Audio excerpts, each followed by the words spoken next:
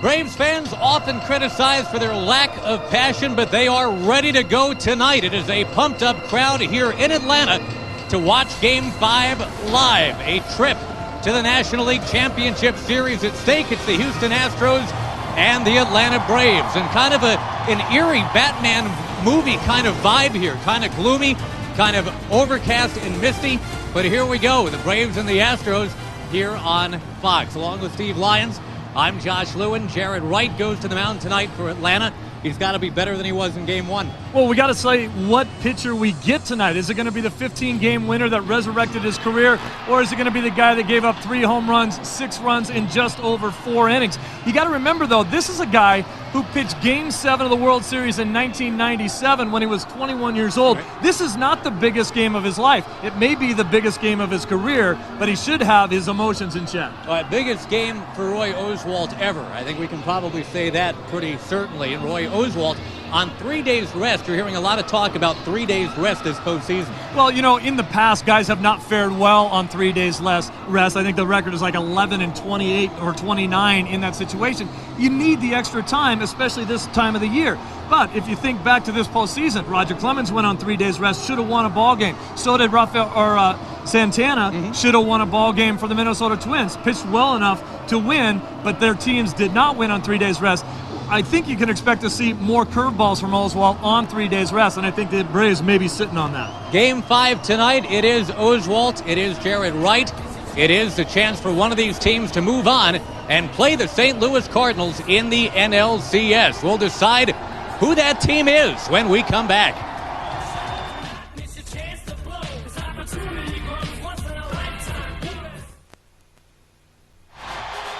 The Division Series on Fox, brought to you by Dodge. You can take life as it comes, or you can grab life by the horns. By State Farm, like a good neighbor, State Farm is there. By MasterCard. There are some things money can't buy. For everything else, there's MasterCard. And by Bristol-Myers Squibb Company, hope, triumph, and the miracle of medicine. Of the 20 NLDS that have been played since the wild card format was introduced, this is just the 4th of the 20 that will go the distance. Game 5, it's the Houston Astros sending up Craig Biggio against Jared Wright to get things going. Here's the lineup for the Astros in its entirety. The Killer Bees, 4 of them, going first. Jeff Kent wrapped into that game-ending double play yesterday. He's batting 5th, and you've got Morgan Ensberg, Jose Vizcaíno, Raul Chavez, and Roy Oswalt batting 9th. He'll be pitching for the Houston Astros in, as Steve Lyons said, the biggest game of his life. Jared Wright, though, been there, done that. Game 7 starter in the 1997 World Series when he was a 21-year-old pup. And Jared Wright this year, 15-9, 3.49 in the regular season. You talk about a guy that came right off the scrap heap. When this club got him, San Diego was using him to mop up innings in late blowout games. I'll tell you what, the crowd has turned out. Not packed, but they're loud. Getting behind Jared Wright. They're the numbers we talked about, 15-8 on the season, an outstanding ERA as well, making the 32 starts. They picked him up and put him in the pen as a reliever last season, and then they all knew he wanted to get back to starting, and they gave him that opportunity this year. In a season that's been all about getting a second chance, that's what he's getting now in this series. Game 1 did not go well, and he is back to try and seal it tonight for the Atlanta Braves.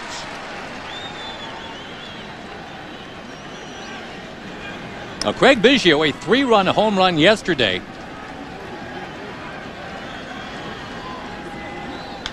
And he wraps this one into left field. A guy who's been maligned in his career for his lack of production in the postseason. Biggio with the hit against Jared Wright. Check out the scouting report on Jared Wright. He's got 3 fastballs. He can still 4-seam it, run it up in the zone. He likes to 2-seam it now and throw it away from the hitters on either side of the plate. Throw a curveball, and they'd like to see him throw his changeup a little more often. And he also has that comeback fastball that he throws to left-handers, a la Greg Maddux, although Maddux would throw it at about 88, and his is about 91. Now, especially to the left-hand hitters, and especially with 2 strikes. So you watch for that pitch. Likes to throw it right at the belt buckle and have it tail back and catch the inner half of the inside corner. Carlos Beltran, 5 for 12 lifetime against Jared Wright. And what a tremendous acquisition for the Astros from Kansas City. On the ground, foul. You know, Josh, Leo Mazzoni's philosophy with his Braves pitchers is to just paint the outside part of the plate with fastballs. So he believes it's one of the toughest pitches for anybody to hit. But you got to believe that Jared Wright might want to establish that fastball inside a little more often in today's ball game, because all the pitches that were hit for home runs in Game 1 were balls that he was trying to get away that he did not get away. This ball sent to left, and Charles Thomas has to make a leaping catch. A moment of misjudgment almost cost him. Biggio scrambles back to first. And we'll take a look and see how the Braves cover the field, brought to you by State Farm. The Braves have played errorless baseball in the first 4 games of their series. And I tell you what, a tour de force center field to be played both ways in this one tonight, Steve. Andrew Jones in center for Atlanta, Beltran for Houston. Doesn't get a whole lot better than the 2 guys you'll see tonight. In fact, for the Braves, with Thomas in left and Jones in center and J.D. Drew in right field, a lot of the Braves and a lot of the guys that have been around for a long time say it's the best outfield they've ever seen. That's saying a lot.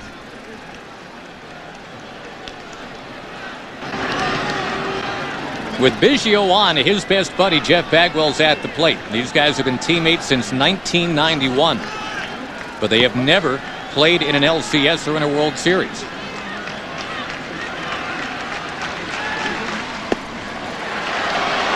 You'd hate to see Bagwell and Biggio, Steve, become a modern-day Ron Santo and Billy Williams. Those guys were terrific all-star teammates for years with a Cubs team that was sometimes competitive, but never able to get to mid-October.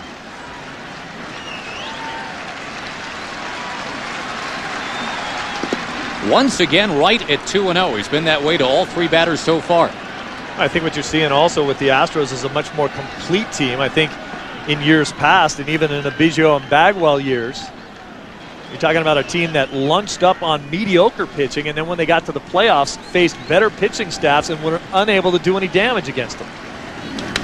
On the ground, third base. There's 1. There's 2.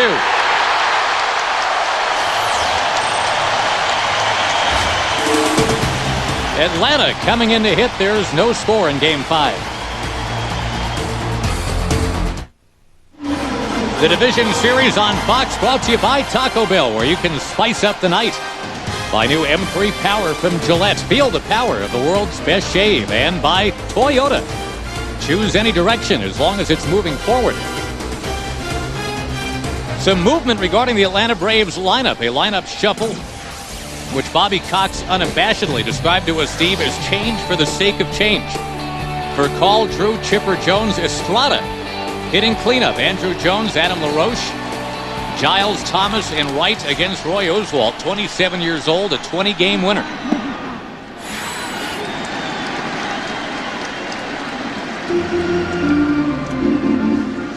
Roy Oswalt on the season, the National League's only 20-game winner. It's an outstanding season.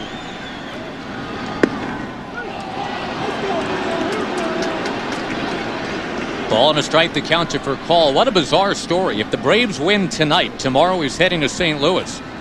If the Braves lose tonight, he's heading off to jail. He fouls this one. More on for Call's situation in a moment. Let's scout out Roy Oswalt first. Roy Oswalt, he will pitch inside, 94-mile-an-hour fastball. He's got a huge curveball that he throws at a couple different velocities. He can put about a 20-mile-an-hour difference between his curveball and his fastball, which makes it very difficult on hitters. And he's just a tremendous competitor on the mound. I talked to Chipper Jones before today's ball game, and he said Oswalt is the kind of guy that when hitters talk about looking for a fastball and adjusting to the breaking ball, you can throw that philosophy out the window. You better sit on one or the other, because you won't hit the other one if you're not. It is 2-2 to Call, who, if you haven't heard, he was rung up for his second DUI offense within 4 years' time. And he is set to serve a 49-day sentence, but only when the Braves are eliminated. Judge David Darden presiding. Furcall's defense attorney quoted as saying, "What would the Braves do without Furcall?" And for what it's worth, Furcall did win the Braves Game 2 of this series with a walk-off home run. If the Braves win, he's not allowed to celebrate. Court ordered.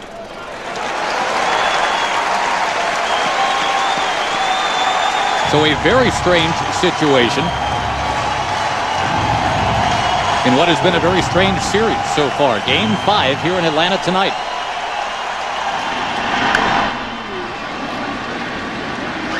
Well, if the Braves win today, and they are having a celebration, maybe they can get him some sparkling cider or something he can spray on people.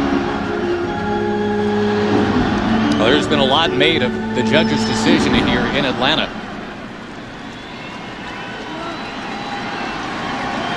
Well, one thing's for sure, his defense attorney was absolutely right. What would this team do without the player that most guys on this team call the most complete player we have? No weaknesses in his game.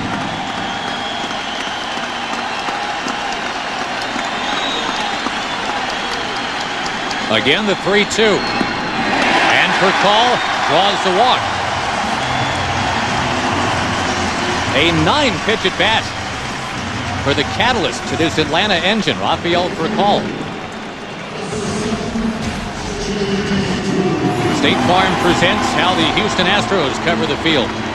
The Killer Bees roam the outfield here in Atlanta. Bagwell at first. And again, we note that it's Chavez doing the catching, not Osmus, with Roy Oswalt on the mound. Chavez may try to hold on to the runners a little bit better. He's known to have a tremendous gun behind the plate. The Braves have stolen 7 bases in this series. Furcall is like giving the guy a double if you walk him. 29 stolen bases on the year, caught just 6 times, and he's off. He's off, but Drew fouls it. It was Furcall stealing second base that set up the heroics from J.D. Drew yesterday. 9th inning. Drew roping a single to right field. The Braves haven't had many hits in this series, Psycho, with runners in scoring position. At one point, they were 3 for 25. But J.D. Drew came through. That is the difference in this series. A lot of people think that this series would be over by now, and the Braves would have won if they had any clutch hitting at all. Grabbed it short, and a quick throw back to first is not in time. Wonderful play by Vizcaíno. Let's go down to Pam Oliver. Of course, we've been talking about the loss of Ken Caminetti. Well, both teams affected by that loss today. One more so than the other, perhaps, and that would be the Houston Astros. He started his career there, of course, and he grew long-lasting relationships with guys like Craig Biggio and Jeff Bagwell, guys we've already seen tonight. They said the best way they can honor their friend is to go out tonight and play as well as they possibly can, but their hearts are heavy, Josh Lewin. This is a guy they loved. Yeah, Ken Caminetti, who started his career, Pam, like you say, with Houston, finished it with Atlanta.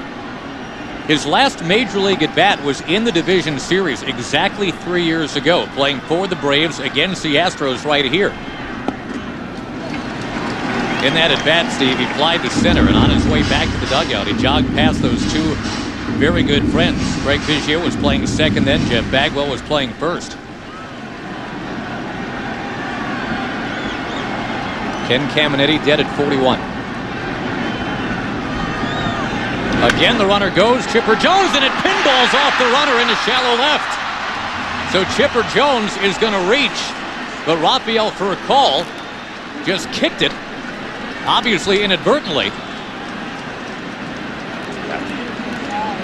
I just don't know how this can happen. You know, great base stealers are supposed to take a peek in to see where the ball is. He has no idea where the ball is, and you should never get hit on a play like that.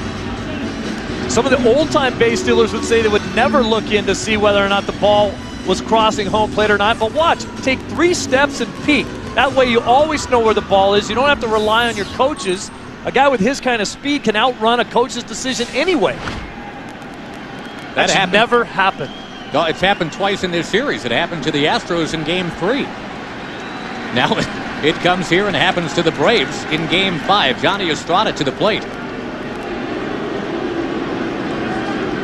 What I mean by Furcall's speed, he's so quick, he's running on a pitch. If that ball gets into the outfield and he has no idea where it is, and he has to pick up his third base coach to make a decision, that's just wrong.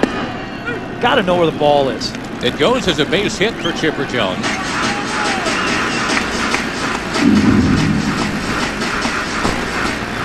But now you've got Jones and not for call on base here.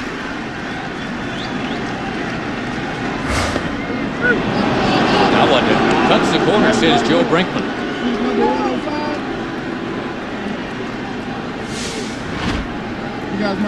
There's the big floppy curveball that he throws up there, about 70 miles an hour.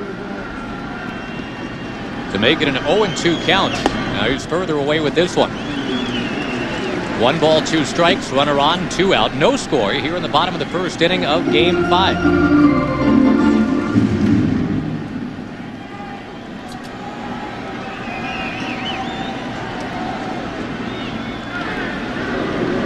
A couple of the changes that Bobby Cox made in his lineup with Estrada hitting in the number 4 spot with just 9 home runs on the season, but he says he's one of our best clutch hitters. Great numbers with runners in scoring position, and you don't have to hit the ball out of the park in order to drive runs. Now the count 2-2. And Josh, I think the other move there that's most notable is dropping Giles way down in the order, out of the number 2 or 3 spot where he's hit in this series, all the way down to number 7. He's 2 for 20 in the series. They want to get him going. 2, 3, 4 in the order has just killed Atlanta so far. They're 7 for 51 from those spots which are supposed to be your real good spots in the order. It has been a bizarre series in many ways, Steve. The Braves have led at the end of just 4 of the 38 innings of this series, yet here we are playing Game 5.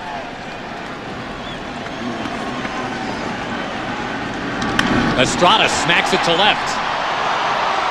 Biggio at the track will gather it in. There is no score at the end of 1 in Atlanta in Game 5.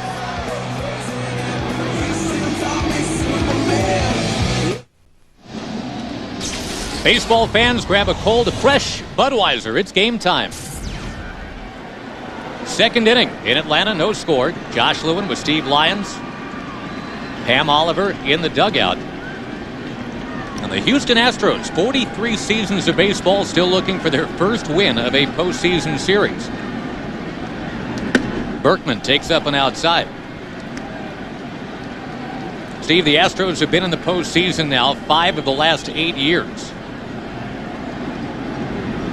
And I'll steal a line Torrey Hunter gave to our Chris Myers in Minnesota. Indiana Jones once muttered about snakes. Why does it always have to be snakes? For Houston, it's the Braves. Why does it always have to be the Braves? 4 of their last 5 playoff opponents have been the Atlanta Braves. And they have not been able to beat them. And haven't beaten anybody in 7 tries in the postseason. Or it's interesting to note that this offense revolves around the killer bees. And those bees have changed over time. But before this series started, the only killer bee who ever hit a postseason home run was Derek Bell. And of course, in this series, Biggio, Beltran, Bagwell, Berkman all have one. Berkman thought he had a walk right there. He's got a home run off Jared Wright back in Game 1. In fact, the Astros already have 8 home runs in this series.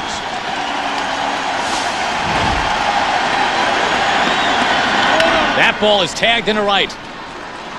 Berkman cutting it around to first. He'll be held to a single.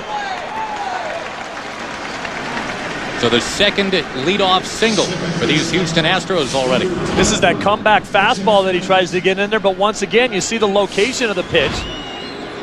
When Estrada has to move his glove back to the left, it means he's bringing it back over the middle of the plate. That ball's going to get hit and hit hard all day long. That's what Wright had trouble with in Game 1 as well. Could not get that pitch far enough inside so that when it tailed back, it would just catch the inside part of the plate. And it brings up Jeff Kent, who has banged in a double plays each of his last 2 at-bats in this series. And the one that he hit into yesterday had manager Phil Garner answering a ton of questions about strategy. There was so much that went wrong for Phil Garner in Game 4 yesterday. That ball is smoked into left. Coming around second base is Berkman. And Kent hightails it towards second. He's in there standing up. So not a double play, just a double. And a terrific chance for Houston now here against Jared Wright.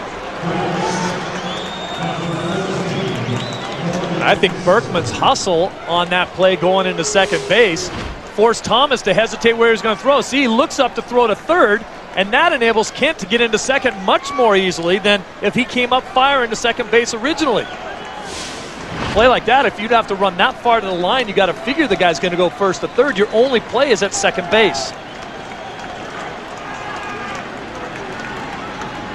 Morgan Ensberg, a chopper. And with the shortstop back, the only play is to first. Burkall gets it there, but the Astros have the lead.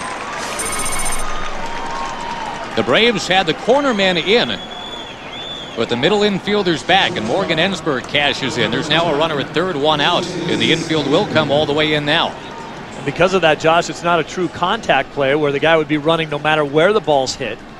But if the ball's hit to the middle infielders on the ground, the guy has to get a good jump and score, and that's exactly what Berkman did. Interesting here, Phil Garner took so much abuse about being too aggressive yesterday. Will he try anything cute with Vizcaino right here? I don't think he's going to change his style at all. This is a team that was floundered most of the season, much the same way the Braves did. The Braves didn't find an identity until about 2 months into the year, a lot of injuries. But Garner just let this team loose. Did a lot of unconventional moves, much the same way he did in yesterday's ballgame, and it's paid off. He's not going to stop now. The Astros have made it a habit to get out quickly in this series, but the bullpen has let them down. That's what happened yesterday.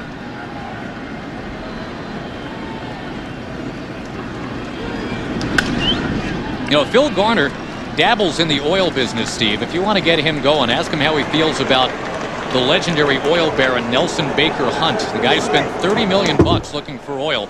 Was close to broke, but he gambled he'd make his money back, and he did. That's how Phil Garner says he wants his teams to be. Put everything on the table and go for it. And obviously that's how the man manages as well. Well, the two moves in yesterday's ball game, bringing Lidge in and then having to pinch hit for him in order to try to win the game in the eighth, and that didn't work out. And then the question of whether or not he should have pitched to J.D. Drew with first base open after Burkall stole second. And he said, hey, if we pitched to Drew the way we're supposed to pitch to him, that hit never would have been given up. And the same holds true that if we walked Drew and then pitched poorly to Giles, we would have been in the same situation. We didn't execute. Vizcaino twists it to left. Thomas is there. Runner tagging. And the throw is not close. So a ground ball gets a run in and the runner over, by the way. And that's big because now a fly ball has made it 2-0 Houston. All right, this is a difficult play for a guy who's on third base and trying to score. You get a big secondary lead because you're not sure if the ball's going to get through the infield. Then if you hit a hard liner at the left fielder, you got to get back, tag, regroup, and then get your momentum going back towards home and get there in order to score before the throw beats you. Now Chavez, the catcher. Well, the Killer Bees have been held in check. But the runs batted in from an E and a V. Ensberg and Vizcaino, 2-0 Houston.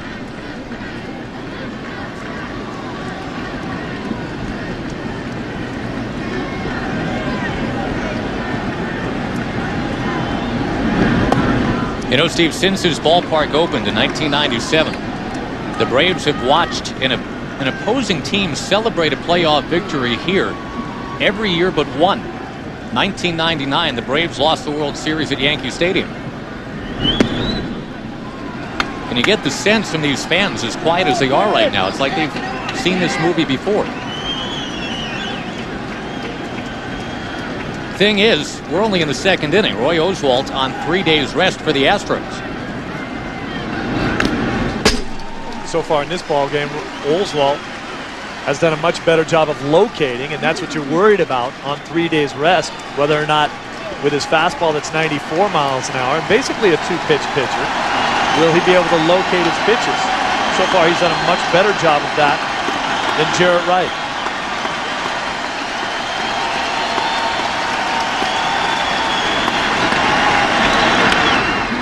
Fly ball into shallow right center. Giles back makes the catch. And the Braves will try and rev it up with Andrew Jones, who's been hot.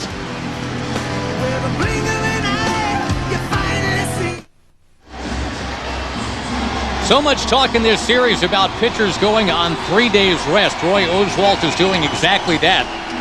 His team has given him a 2-0 lead, but here now he faces Andrew Jones, 9 of 16 in this series. For the second consecutive game, the Astros send a Cy Young candidate out to the mound. Once again on 3 days rest. Roger Clemens went 5 yesterday. And the bullpen did not bring it in. Oh, that's a terrible call!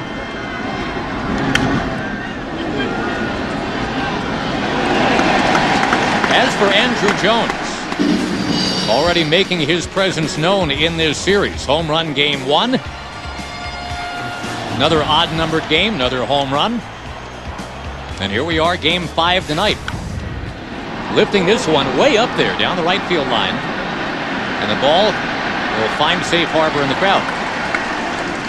Jones in this series hitting over 560, but it was hard to hide the disappointment in Bobby Cox when we talked to him earlier today. Jones hit 6th in the order for much of this season. He's not a number 6 hitter. He's a middle of the order, talent-wise type hitter.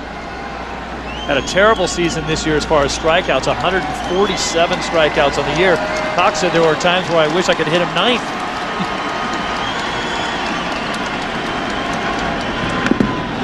Chasing here. Managed to get a piece. It is still 0-2. No, it seems like he's been around forever. Andrew Jones, only 27.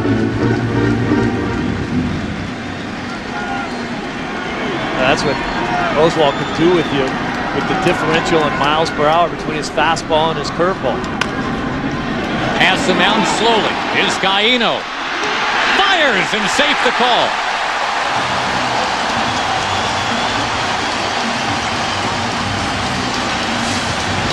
This is just a beautiful play by Vizcaíno. The only thing you could do there, it's a do-or-die play, but because of the outstanding speed of Andrew Jones, he beats it out. That's one of the 5 tools that we talk about all the time with Jones.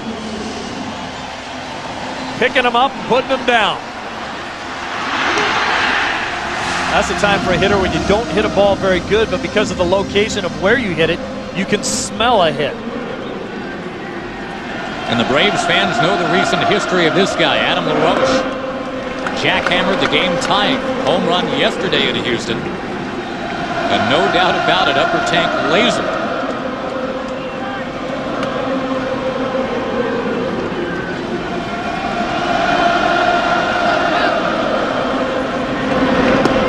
There's that breaking ball, it missed. Hook on LaRoche so far in his young career is to bust him in with fastballs. You'll notice the way he approaches his at-bats. He's kind of a leaner. He'll dive a little bit, a very slow dive towards home plate as he swings the bat.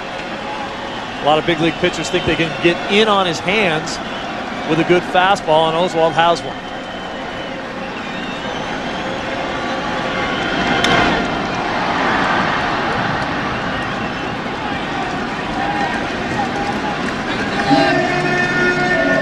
All the players were joking with LaRoche after his big home run in yesterday's ball game. They started calling him 3-second delay. Being a rookie, he wanted to be very deliberate with his comments after the game, and every time someone asked him something, he took a long time to answer.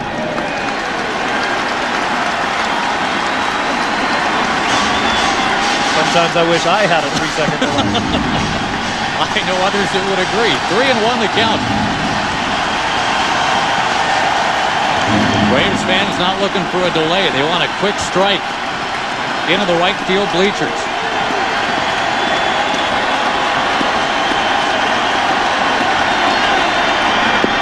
Paralyzing breaking ball, 3-2. But that is just filthy, and you look at the way LaRoche took that pitch. He had great balance on it. Watch the way he takes this pitch. He's not out on his front foot. He just can't pull the trigger.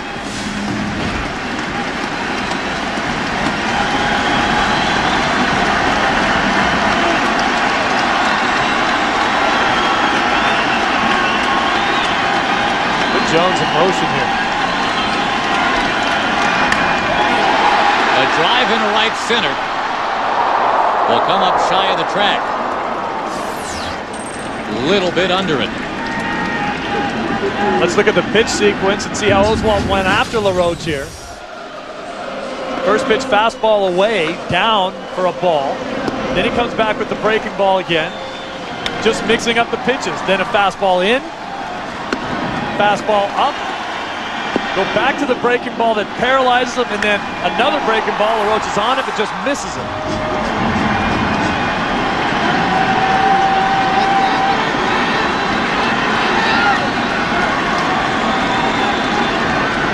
Marcus Giles, 2 for 20 in the series, and has, as you said, Steve, been dropped down to 7th in the order. Giles is just a little antsy at the plate in this series. He's the kind of kid that wants to play well so bad. Thinking himself out of at-bats. Dr. Terry Pendleton, the hitting instructor for the Braves, he says he's seeing a little bit too much head movement, a little bit too much forward movement in Giles' approaches to his at-bats. Well, he's been here for enough playoff disappointment just these last couple of years. He does take it to heart.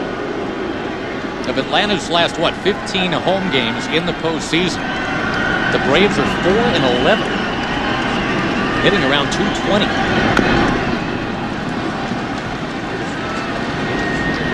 And obviously they are quite tired of hearing about the playoff fades.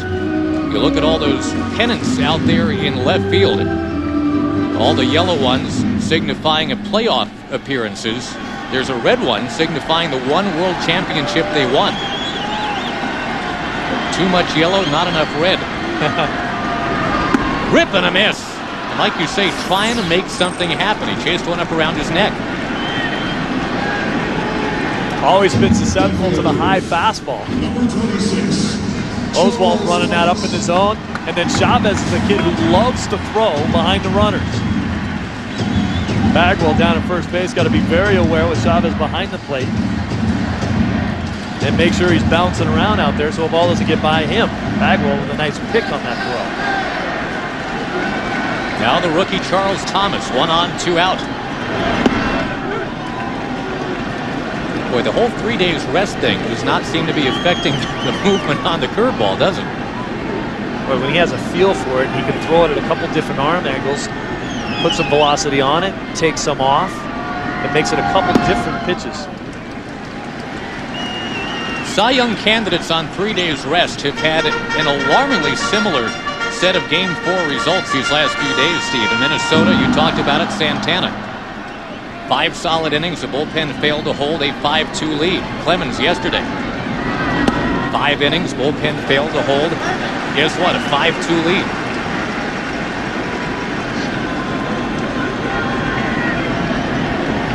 Good look at Roger Clemens, who said he was gassed after 4 innings, but wanted to go out there for a 5th. 2-2 to Thomas. Here's how silly that slow curveball could make you look. Watch how he gets out on his front foot. Got nothing left to hold back. Way off balance when you make the swing, and the ball hasn't even got there yet.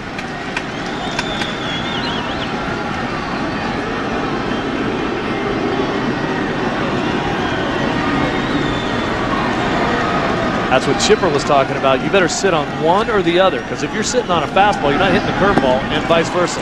Another curveball, and down he goes. The leadoff single fails to blossom. The Braves are trailing Game 5, 2-0.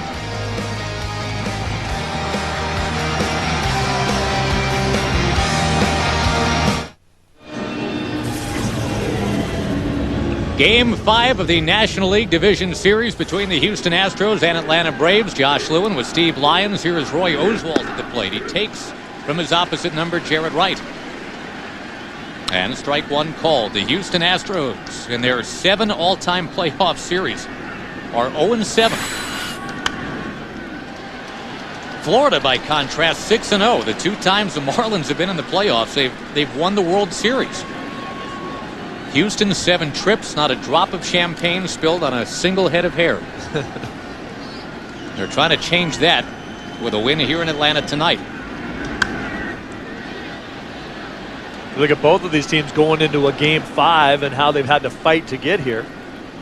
If the Braves win, I think Bobby Cox maybe just flipping a coin to see who starts for him in Game 1 if they move on.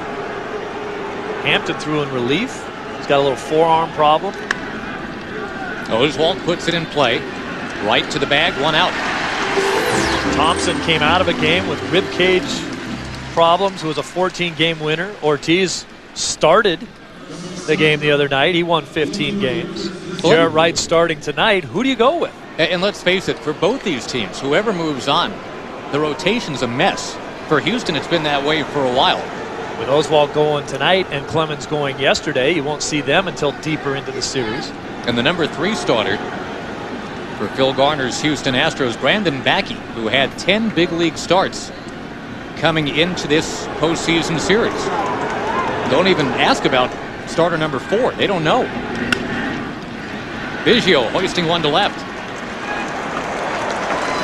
And quickly 2 out. Quickly we go to Jeannie Zelasco. Let's talk a little Yankees-Red Sox. Yeah, where were you July 24th? The baseball world stopped and watched Bill Miller bottom on his Red Sox trailing by 1, no more. You just witnessed Mariano Rivera serve it up. Just 4 blown saves this season. 2, of course, versus Boston. Don't you dare look away. You could miss history. Tomorrow night on Fox, Game 1 of the ALCS between the Red Sox and Yankees, 8 Eastern, 5 Pacific. Thank you, Jeannie. Beltran at the plate. You know, that LA-St. Louis series ended with the 2 teams exchanging handshakes and hugs out on the field. Very endearing image, to be sure. Does anyone believe we'll see that same scene at the conclusion of the ALCS? It may be a similar scene, but I don't think anybody will be shaking hands. A-Rod and Veritek playfully mussing each other's hair. Pedro high-fiving Posada. Probably not, huh? No. That was a classy move by 2 classy organizations with the Dodgers and St. Louis at the end of that series. Beltran goes ahead 3-1. It is amazing. 19 games played in the regular season between the Yankees and the Red Sox. The Red Sox outscored them 106 to 105. There goes Beltran driving it to right field. Gone! His second home run off right in this series.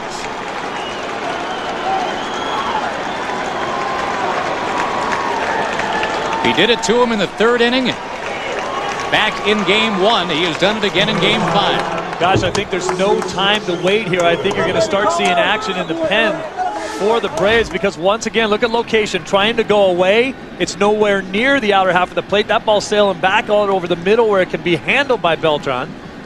Now the one pitch that he hit for a home run to dead center, his last home run was actually a ball that was away from him and a breaking ball. That one caught too much of the plate and he just deposited it in the right field seats. And there goes Bagwell. He hits it into center field. Andrew Jones at the track will end the inning. But Carlos Beltran gives the Astros a 3-0 lead here in the 3rd.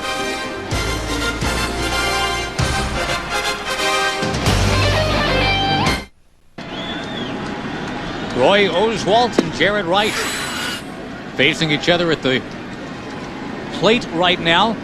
They are facing each other. That's their pitching matchup for the night. And right now, 3-0 in favor of the Astros and Oswalt.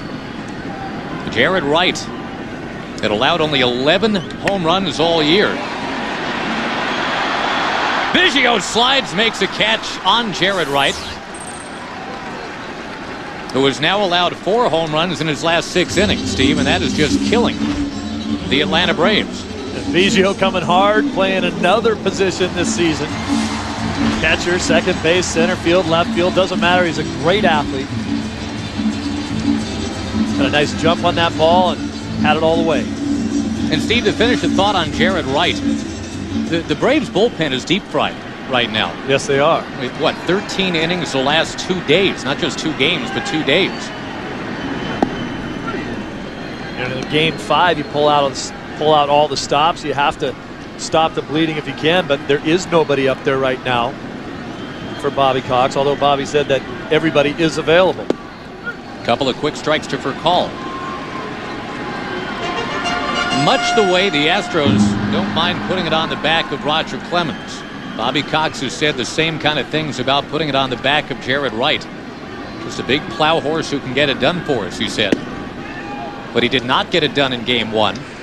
It is not going well in Game 5. I think a lot of people know the story with he got in the Braves organization. He was working a side session with Leo Mazzoni, and Leo noticed that he was hitting all his spots. Her call out by a step and a half. Morgan Ensberg makes a play. We'll get back to that in just a moment. First, we invite you to play Hit the Pros, presented by the all-new GMC Canyon. Face real pitches from today's best pitchers. Log on to foxsports.com, keyword games. GMC, we are professional grade. So Leo asked Wright if he'd be comfortable doing that in a ball game. He said, I've never done it before. I never knew that I wasn't supposed to give 100% of my effort. He said, well, why throw it any harder if you're not hitting your spots and you're getting banged around? This is after a couple shoulder surgeries, after having a reputation of a high fastball, blow it by you type guy when he was 21 years old and with the Cleveland Indians. And it worked. He bought into the system, and he won 15 games doing it that way. Inside to J.D. Drew. Yeah, finally understanding that less is more. What a lesson for all of us. Leo Mazzoni saying dial it down to 90% of your effort. Focus on location rather than throwing 100% hard and running the risk of not hitting your spot, right? Absolutely, and it just worked out very well for him. Struggling right now with that location.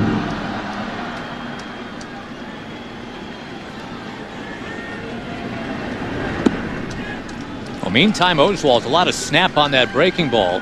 A 2-hit shutout right now. 2-2 to Drew. I think the Braves were surprised at how many breaking balls Oswalt threw in the first game they faced him, and weren't sure if he was going to stick with that plan or come out and throw more fastballs, and it looks like he's fallen in love with that breaking ball again. J.D. Drew has had a tremendous year this year, 305 with 31 homers and 93 RBIs, but he got a steady diet of breaking balls down the stretch and more in this series.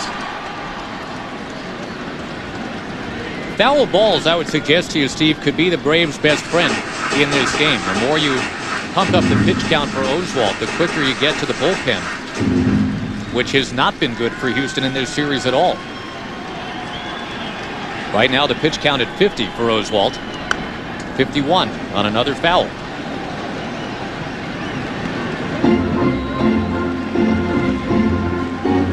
Now, obviously, the pedal is straight down to the floor here tonight. The whole no tomorrow cliche.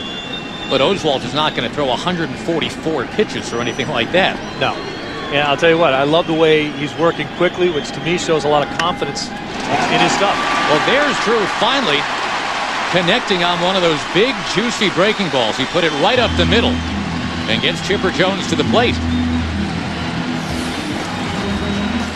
Coke weeknights on FSN, the greatest nightly sports show on TV, the best damn sports show, period. Drew Carey is on this week, and Michael Strahan talks Giants football. Plus a lot more, the best damn sports show, period, weeknights on FSN.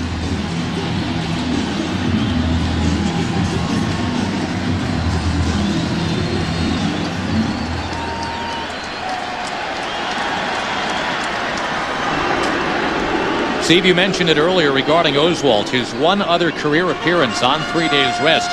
He did give up 8 hits in 6 innings, but all 8 hits were singles. Nothing but singles here tonight.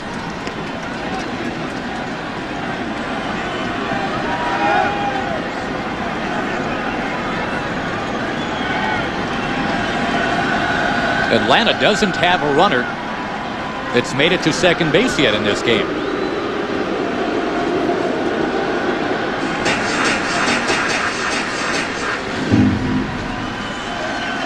Jones is the opposite of Drew. He's been getting tied up with fastballs in, and then they've been throwing him a lot of changeups, getting him to lunge. He's had trouble figuring out velocity of pitches.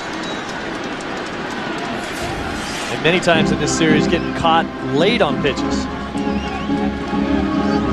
Some recent postseason fall down for Chipper Jones.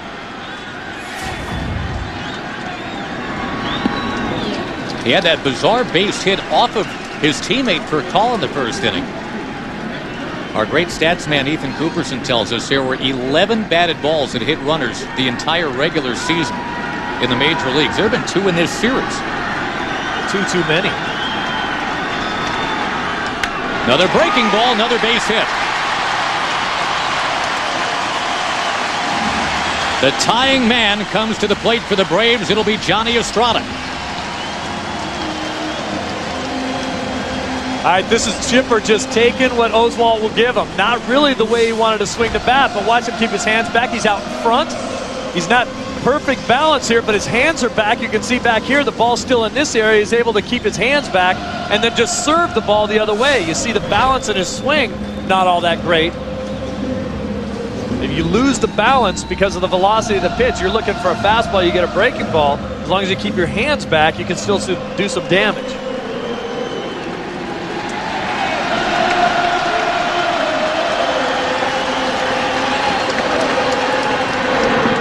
That one bouncing up there to the Braves' lone all-star selection, Johnny Estrada.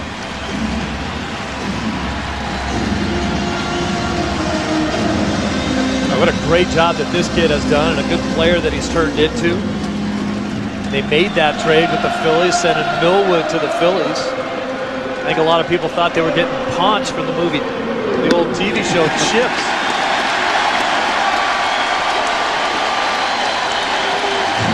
Oswalt receives some counsel now from Chavez. You could have won some poker chips from your buddy had you bet him this past winter that the Braves would win 96 games this year, have only one man in the All-Star game, and he'd be Johnny Estrada. Neither of the Joneses, not J.D. Drew, not Smoltz. Hey, look at the numbers that he's been able to throw up. He's a .315 hitter this year. Not a lot of power, only 9 home runs, but he drove in 76. Not hitting number 4 in the order like he is tonight. But Bobby Cox said he's come up with the biggest clutch hits we've had over the last few months. And there's no reason why you can't put him in the number 4 spot, especially when I'm trying to change things up.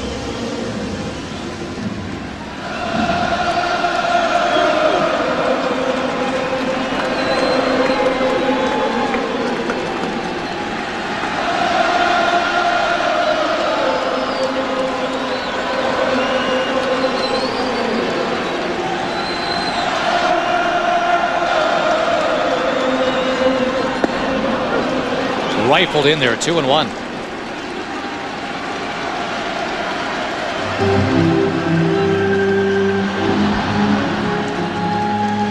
Oswalt with some confusion there. Wasn't sure if that ball was called a strike or a ball.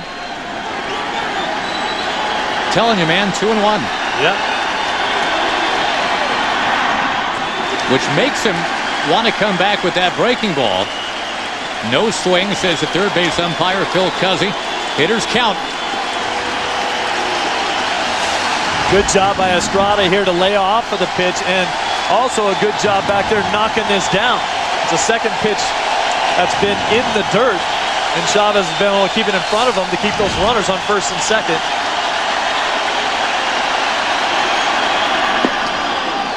Boy, the 3-1 curveball right at the knees. And that's not just a get me over, I know he's looking for a fastball curveball. This is filthy. Look at the location, down and away. Big break on it. Ouch. Throw it again. Fastball chopped to first. It stays fair, and Houston is out of the inning. 3-0.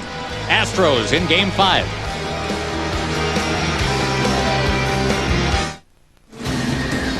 The Division Series on Fox, brought to you by Budweiser. Grab a cold, fresh Budweiser. It's game time. Roy Oswalt on the 3 days rest. 62 pitches already through 3 innings, but his team on top. Roger Clemens went close to 90 pitches in 5 innings yesterday. And an eerie similarity here, Steve. The Astros had a 3-run lead at this time. But again, I would think Astro fans started to grow concerned that at some point pretty soon their Cy Young candidate would start running out of gas. Can you build a bigger lead before it gets to the bullpen. And they did not do that yesterday. Then they lost the game.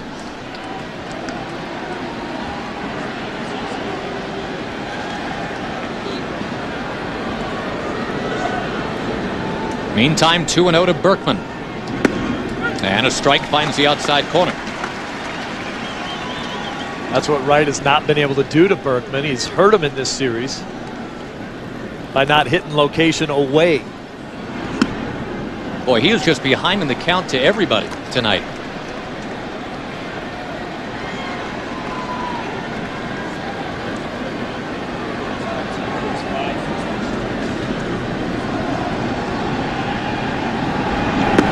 On the corner, 3-2.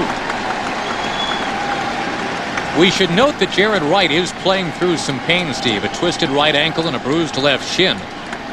Both the function of a comebacker's absorbed in his last 2 starts.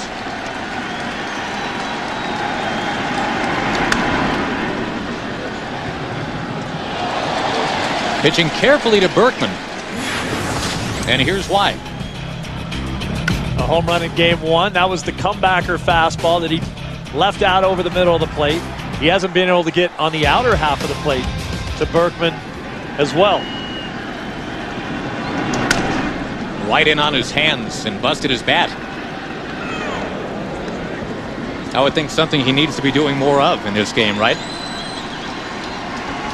Well, you would think that in his game 1 start, a lot of the hits were going to the opposite field. A lot of the hitters were leaning out over the plate, knowing that the philosophy of the organization is to go away with fastballs down and away. Occasionally, for a guy that throws as hard as Wright does, and he can throw the 4-seamer in on your hands, you need to establish inside every once in a while so guys aren't leaning out over the plate on you. And you see Berkman snuggling up to that inside corner. He sends this one to second base.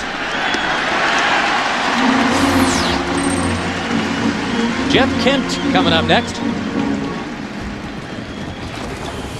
A lot of attention now on the Red Sox and the Yankees. The ALCS begins on Fox at 8 Eastern, 5 Pacific tomorrow. The Cardinals waiting to see who they get on Wednesday night on Fox. Game 5, Steve, will decide that right here tonight. You know, the other philosophy that Leo Mazzoni likes to employ here with the Braves is to get ahead of the hitters. And 14 hitters, he's only thrown 5 first pitch strikes. That'll get you in trouble in a hurry. Comes back here, 1-1. The first commandment from the Rockin' Man: master that down and away fastball like Tom Glavine did. Start with the fastball, establish it, then get your other stuff going off of that.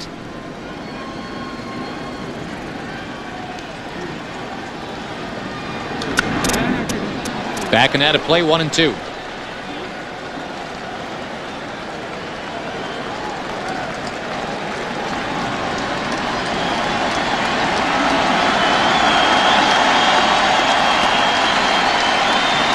Well, the regular season series was 3 apiece between these two teams. They are 2-2 here in the division series. Mike Hampton, the former Houston Astro, had to come out of the bullpen yesterday.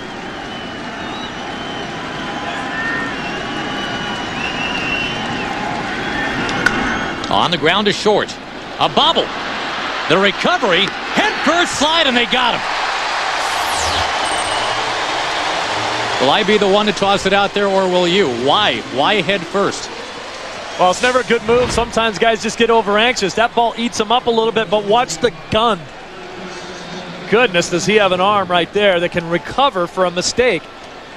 He gets over and tries to get in front of this ball, but he takes a funny little hop at the end and eats him up, but he keeps it in front of him and then just airs it out. Wow, that's a nice play. Look at that tough hop right there. Stayed in front of it. Most guys won't even make an attempt to try to throw that ball because they figure the guy's going to be safe. Phil Garner to talk it over with Tony Randazzo. When you see a sprinter dive head first for the tape in Olympic track and field, I will believe that that's the right thing to do at first base. I used to do it a lot, and everyone tell me that it's not the right thing to do. I believe that it's faster if you run through the base. A lot of times a guy will get so over anxious, he knows that maybe there's a bobble or that it's going to be a close play. You see first base there and something just tells you dive for it. It's an easy way to get hurt doing that too.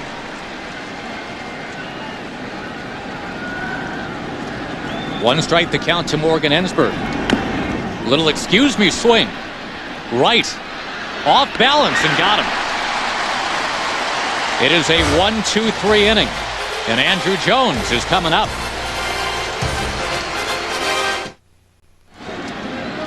The Astros lead this deciding Game 5 of the division series. But you have a strong sense, Steve, it's going to come down once again to the bullpens. And right now, the thing that strikes you is that even though it's 3-0 in favor of the Houston Astros, Roy Oswalt, right now he's looking at about 21 pitches per inning. Jared Wright only about 14. And even though Wright is the one who's trailing right now, maybe he's around a little longer in this one, saving the Braves bullpen. That last inning will go a long way towards saving him to throw more innings and maybe get some momentum going for this offense. Yeah, 3 quick ground ball outs as Andrew Jones steps in, lines one foul. The ground ball out regarding Jeff Kent was contested. And a terrific recovery by Furcal. That close play at first base with a head first dive. Big cut, 1-2.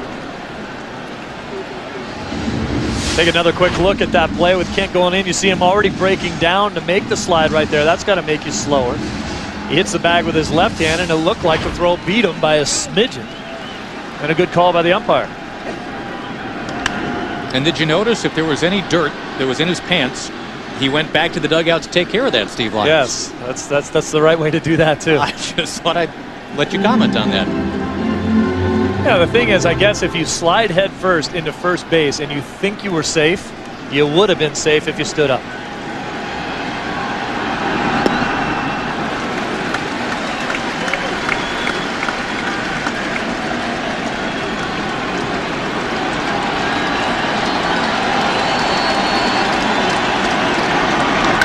On the ground, third base for Ensberg. Andrew Jones is out. We go to Pam Oliver. Hey, Josh, talked with Bobby Cox before the game, and he wasn't sure one way or the other how his club would respond after such a dramatic come-from-behind win in Game 4. He said the Braves have been hard to read all year long. They are the masters of the unexpected. He said the main thing he wanted from his club is to be loose and go out and have some fun tonight. Not sure if either is the case so far, Josh. It's funny, Pam, and Steve, obviously, get your comment on this too, as Adam LaRoche stands in. The Braves, not known for loosey-goosey. They're known for their total professionalism. There's no music allowed in the clubhouse. Fosters a professional atmosphere, I guess. They've always had a business-like atmosphere around the club for the 13 years they've won the division. I mean, when you saw Smoltz after last night's ball game and he got the double play, the emotion that he showed was not only genuine and a lot of fun to see, but very, very unusual from him. John Schuerholz, once again the architect of a playoff team in Atlanta. LaRoche down in the count 0-2. Gosh, there's another one of those very slow curveballs, and you wonder if LaRoche might be the most equipped guy on this team to hit that pitch, considering his father, when he pitched for the Yankees, Dave LaRoche, invented the lob, which is a variation of a big, slow curveball. Oh, but that was a shoulder-high fastball, and he's gone. Might have been looking for the lob right there and didn't get it. He gets 94 upstairs and can't catch up. Throwing a lot of pitches, but he has not lost his velocity and has not lost the location on the breaking ball either. You know, Adam LaRoche, last time the Braves failed to make the postseason, Steve, LaRoche was a 5th grader in suburban Houston. Growing up in Spring, Texas, same as last year's World Series hero, Josh Beckett. His father was the bullpen coach on the White Sox teams that I played on, and he was running around. We used to throw batting practice to him and his brother. No one knew he was going to end up here.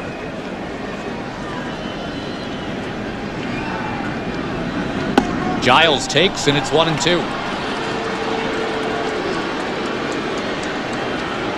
But think about that, though. The Braves, since 1991, there's been this air of inevitability surrounding this team. In the postseason every year, no matter what the internal challenge, no matter who the division upstart may be in a given year. In the end, it's like the sun coming up the next day. It's going to happen. There's all the yellow flags you were talking about. More red they need here in Atlanta. That one World Series title in 1995. Well, I think for a number of years it was two reasons that kept the Braves from winning world championships. Number one, I don't think they scored enough runs as a team in the playoffs. They were always able to get shut down. And number two, they're big gun pitchers. Two of them, Glavine and Maddox, were finesse type pitchers that don't fare as well in the playoffs because of the scrutiny of the strike zone. Strike zone gets smaller. You can't expand the zone. And those were not guys who are going to blow you away. Giles floats one into left field. 2-out base hit. Charles Thomas coming up. Giles head down on this one. Just a little hesitation to wait back. Head down on the ball. And just lofting that over the shortstop's head into left field. Boy, this is looking a lot like the other start that Roy Oswalt has made in his career on 3 days rest. Some hits in every inning, but not a lot of damage. Once again, every hit a single, just like in that one game against the Dodgers back in July. And giving up that hit with 2 outs.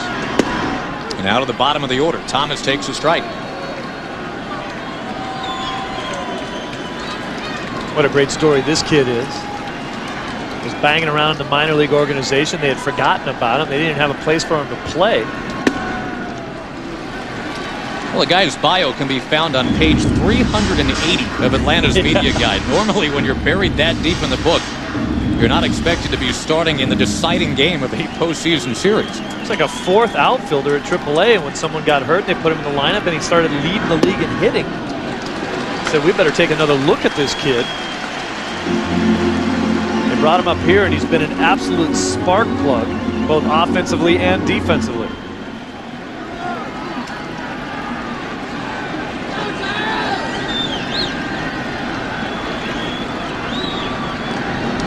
It's another 20-pitch inning for Roy Oswalt, Steve. And again, not to beat this drum forever tonight, but on 3 days rest, 82 pitches already. He is not yet out of the 4th inning. So as well as that curveball, he's been getting across the plate, getting guys out. He's not long to see the back third of this game. And as you mentioned, Josh, I don't think he's going to be out there for 140 pitches tonight. But he is going to be out there as long as he keeps hitting people out eventually. I mean, the Braves have not had a serious attack in any inning.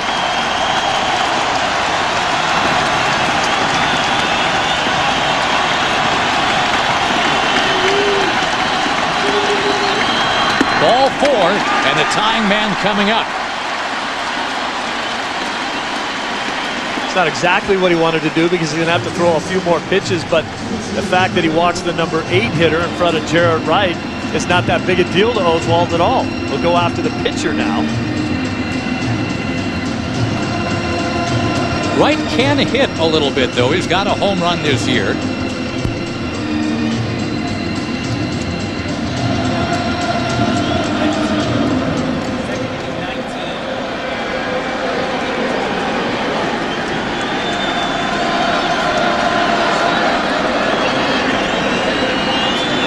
He put it in play last inning.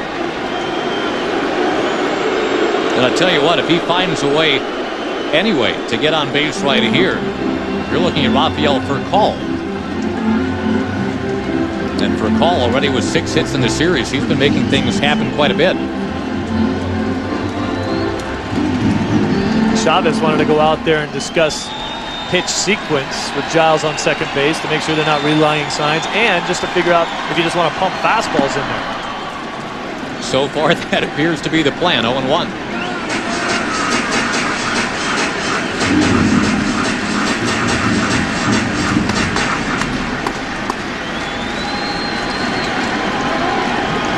want to get ahead of him with a fastball and then possibly get him to chase that big breaking ball.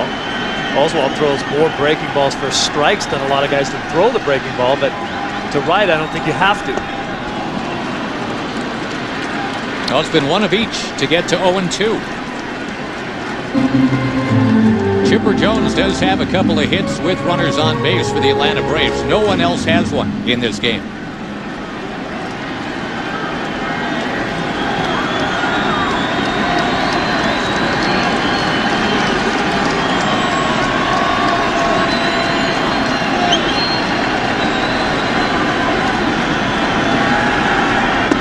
Got him. Went right at him. It is still 3-0 in Game 5, and we'll return after these messages from your local Fox station.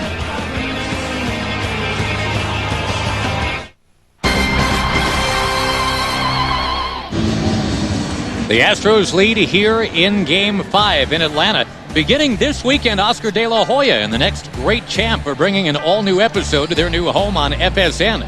8 contenders remain to see who's got the heart, who's got the skill to be a champion. The next great champ on FSN. Vizcaíno swats one back and out of play. 5th inning underway. The Astros with 2 in the 2nd and 1 in the 3rd. Beltran with his 3rd home run of the series, accounting for that 3rd run.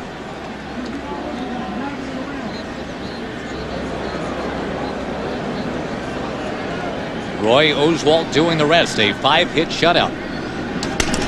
Sounded like it busted the bat of Vizcaíno. 1 up, 1 down. A little more Red Sox Yankees with Jeannie Zalasko. Oh, yeah, it is the showdown everybody wanted to see. Why? Moments like this. Here we go. Veritek and A-Rod going at it. Kind of reminds you of the Cardinals and Dodgers, doesn't it? Hey, round 1, I mean, Game 1 tomorrow night on Fox. ALCS Game 1, Red Sox, Yankees, 8 Eastern, 5 Pacific. Fewer eyebrows were being surrounded with punches, it appeared, in the Dodgers-Cardinals aftermath yesterday. But yeah, it's going to be, obviously, Steve, something special with the Red Sox and Yankees going literally round 2. Following last year's ALCS. There's Chavez placing one in left field. I think it's the unknown, you know, that's got everybody most curious right now. Something is going to happen that's going to be memorable in that series. We just don't know what. Well, I just think that the rivalry is back. You know, it used to be in the 70s and the early 80s that the teams didn't like each other very much. The rivalry was very strong. I think it went through a long period of time where the rivalry had a lot more to do with the fans than it did the players. And now the players on both those teams just don't like each other that much. Oswalt showing bunt.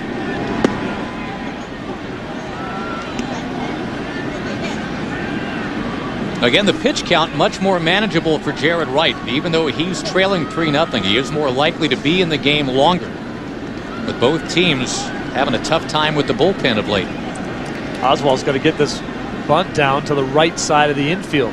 Chavez does not run well. Chipper Jones charging hard because he's got nothing else to do. LaRoche at least has to hold Chavez on at first and would serve himself to do just that. Hold on to Chavez as long as he can over in this area to make sure that he doesn't get any bigger jump than he can, and then come in and field the bunt. Pushes it up near first. They're going to second with it. One there, and no sale at first, and now Oswalt's got to run the bases. Very aggressive play to go to second base. And I would think, Steve, that's a function of knowing who's running. That's exactly what we're talking about right there. LaRoche did a great job of holding Chavez so he couldn't get extra lead. You see him holding him on. But then as that play develops, it's not a bad bunt. Here's the hold, and then LaRoche's going to come in here to get the bunt. This is not a bad bunt, but look at how explosively he comes in to field that play. And then, of course, Chavez doesn't run well at all.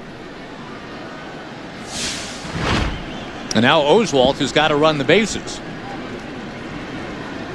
Biggio to the plate. There's a first pitch strike, and again, those have been in short supply for Jared Wright tonight.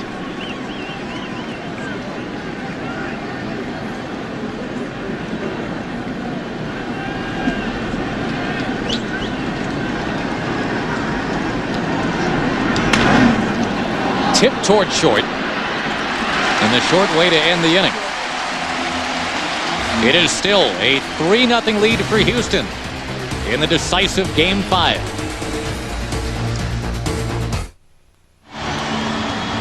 The winner of this game plays the St. Louis Cardinals in the NLCS on Fox starting Wednesday.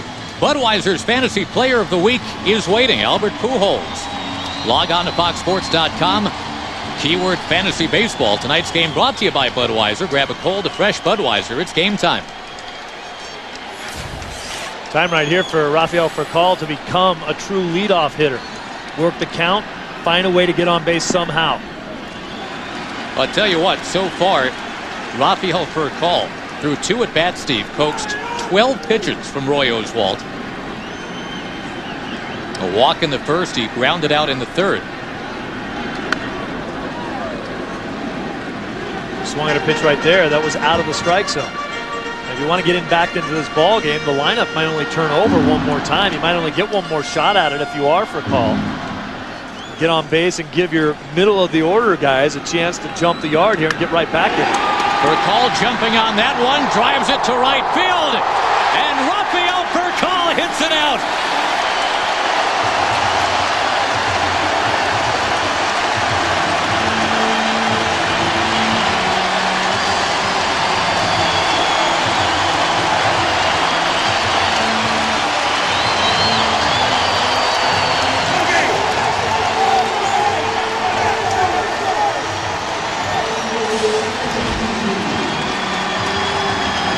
Another high fastball. I just think he decided he didn't want to wait for anybody to drive him in. He said, I'll do it myself. The guy has good pop, 14 home runs on the season. Hit it right over Hank Aaron's number 44. He hit it off the Astros. Number 44, Mr. Oswalt. And the Braves fans on their feet now. They're into it. 91 pitches now for Oswalt on 3 days rest. I guess that's one way to get it started. Well, the other option, besides working the count, if you get a fastball up around the tomahawk on your jersey, you can turn it around. And Rafael Furcal did that. His second home run of this series.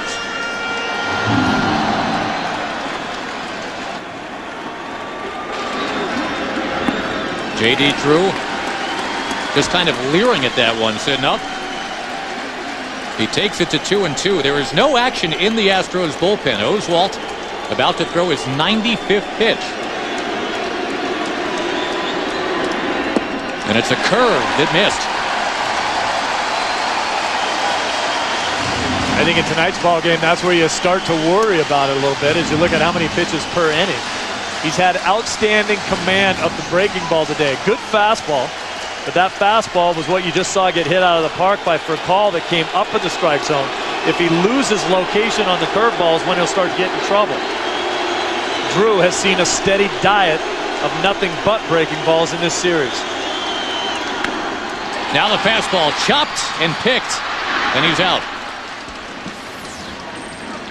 J.D. Drew is another guy working the count, though. He has seen 17 pitches in his 3 at-bats. And again, the meter's running for Roy Oswalt. Although Phil Garner again pedals straight down to the floor. We talked about how he manages. No action yet behind Roy Oswalt. Now it appears there will be some stirring down in that Astros pen.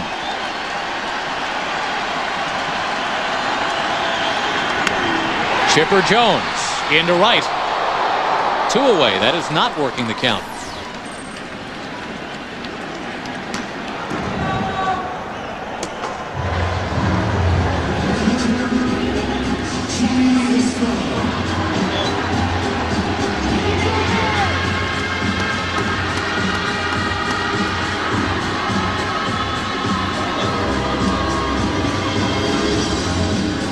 Now Estrada.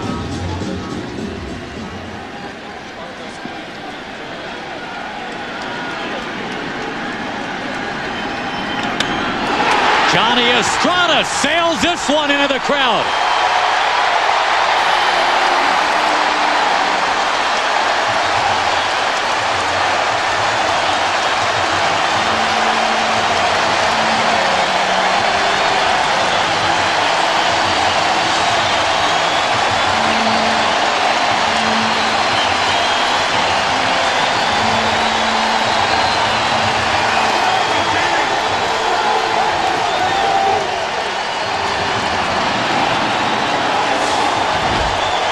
First pitch fastball, nowhere near location. One and that down and away, that's up and in.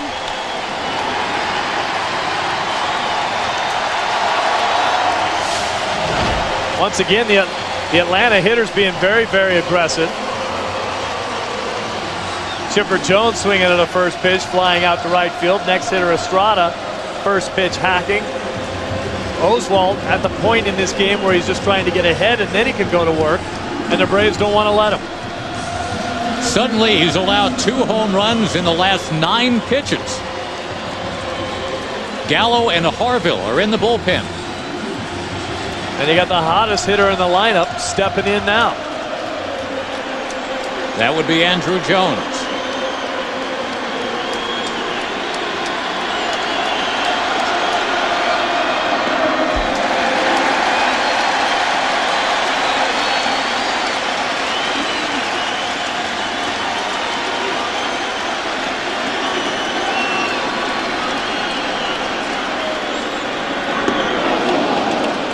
That was pitch number 100 from Roy Oswalt. And again yesterday, Roger Clemens, right around 90 pitches, was done. And that is a pitch that Andrew Jones is susceptible to, the pitch up around his eyes that he will swing at.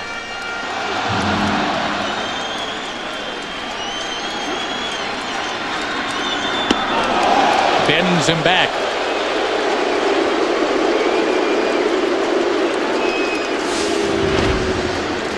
Tailing fastball up and into Jones. Maybe to get him off the plate just a little bit.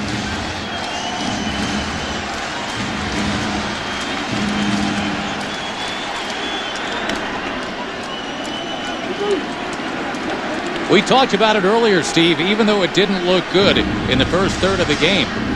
Jared Wright was down 3-0. He had economized. Not a lot of pitches at all.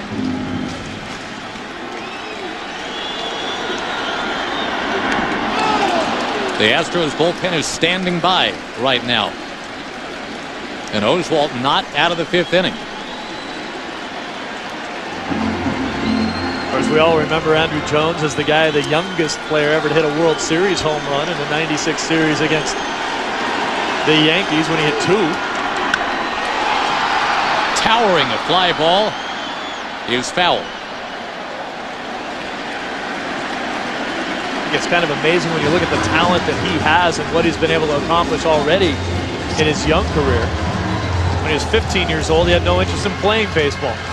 All he wanted to do was ride his BMX bicycles around.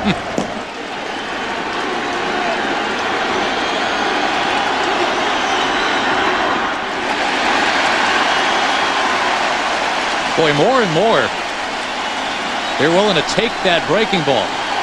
And the fans are on their feet in Atlanta. In this inning, he's not been able to throw that breaking ball for a strike. That's the biggest reason.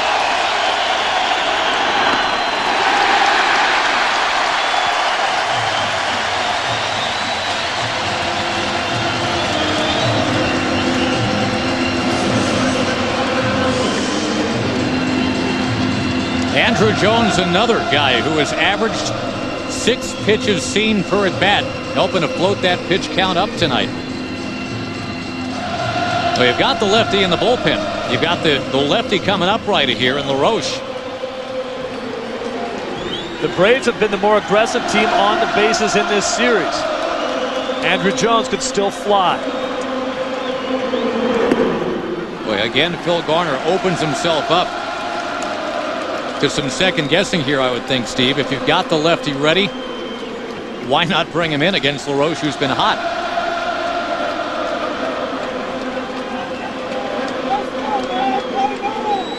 Garner, I don't think was happy about all the second guessing he was forced to deal with after yesterday's game, but he stood there and took it, and he answered every question. And he had reasons for the things that he did.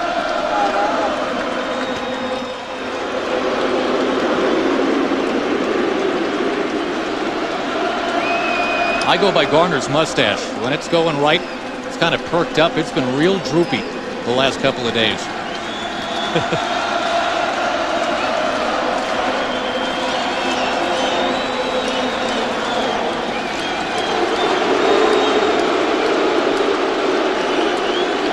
If the issue is getting Gallo enough time to get ready, this is kind of the four-corner stall right here. Should be ready by now. But here's Oswalt all the way to the back of the mound. And we talked about body language earlier on in this game when Oswalt was getting the ball, getting back on the mound and throwing it. That tells you a guy's confident in his stuff.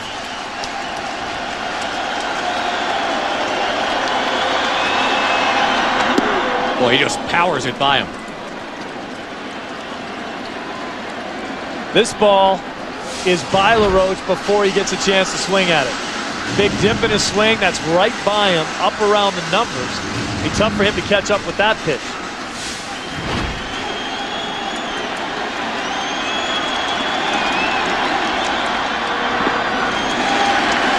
Well, you called it, Steve, the inability to get that breaking ball over now in this inning.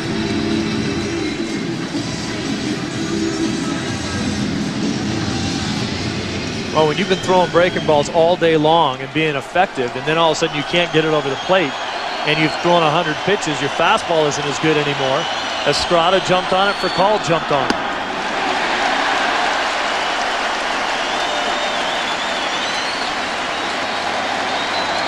You know Oswalt doesn't want to come out.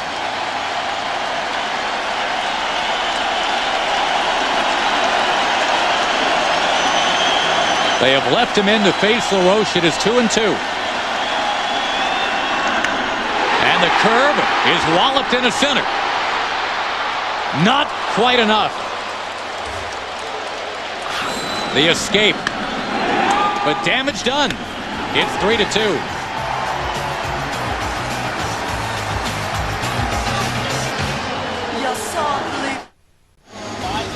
The Division Series on Fox, brought to you by the new Chevrolets. 10 new cars and trucks in 20 months in American Revolution. By Gatorade Thirst Quencher. Gatorade, is it in you? And by HP. Welcome to HP Digital Photography. Click, print, invent. The fans are absolutely back in it now here in Atlanta. A couple of solo home runs in the bottom of the fifth.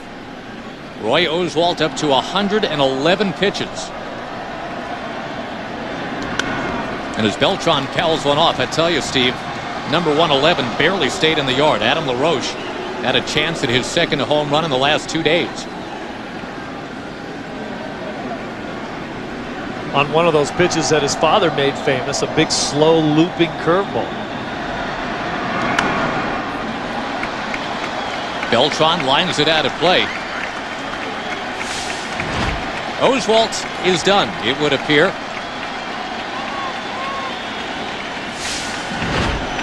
And now the Astros' tattered bullpen is going to have to give Phil Garner 4 innings. There's that inside with a message we were talking about earlier. Jared Wright has delivered that message. And this is very effective for him, and he needs to be able to do that when guys are looking out over the plate. Now this is a guy that's got 3 home runs in this series. Looking for 4. At the wall. He's got 4. An arcing shot down the right field line. It's as if it hit the crossbar and bounced over for the field goal. It's good. And it's 4-2. Oh, what a series this kid has had. What a great acquisition. After they got him, they didn't play all that well. There was a lot of speculation that he may get traded again at the deadline.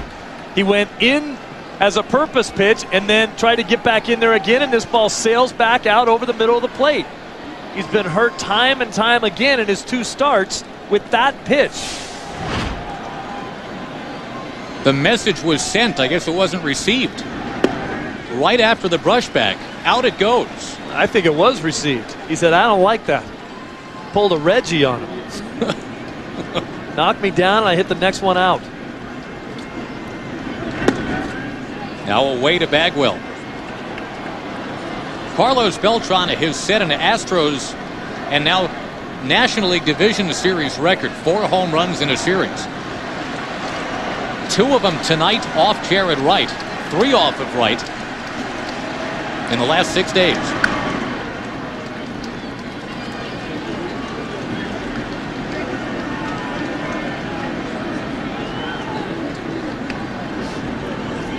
Boy, in the odd-numbered games of this series, 1, 3, and 5, Beltran 7 of 11 with 4 home runs.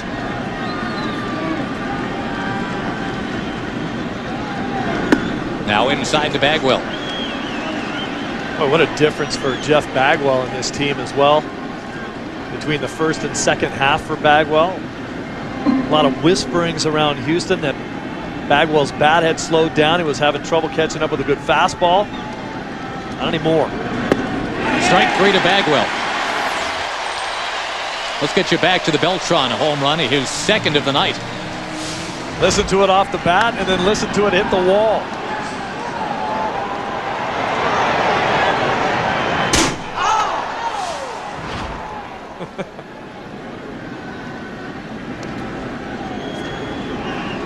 That's like playing in the old sandlots and saying if you hit it off the tin roof, it's a homer. That is a hot tin roof right now, Beltran. What a series. And what a pickup, as it turns out. You know, at the time that the Astros picked him up, getting him from Kansas City, you know, he was supposed to be the guy that pushed him to this point. Ball to strike the count to Berkman. The Astros really stumbled for a while after that acquisition. There was a time, Steve, it looked like maybe the Astros would just cut their losses, deal him to a team that was actually in contention. He's going to be a free agent. He's going to command huge dollars. If he doesn't, his agent will, Scott Boras. Scott Boras looking to put a down payment on the continent of Europe with his commissions. And Beltran will make him some coin this offseason. Talking to Biggio about Beltran earlier this afternoon, and he said the thing I like about him is just the way he handles himself and how humble he is. Because when you get right down to it, we can all play this game. We're all pretty good. This guy is a great guy to have on the team. Very humble, very soft-spoken. Handles his success beautifully. Well, you know, he used to play winter ball with Bernie Williams, and he has said he's tried to pattern his game off the guy you'll see tomorrow on Fox in that ALCS. Speak softly, conduct yourself gracefully. Carry a big stick. Yeah, and hit the cover off the ball.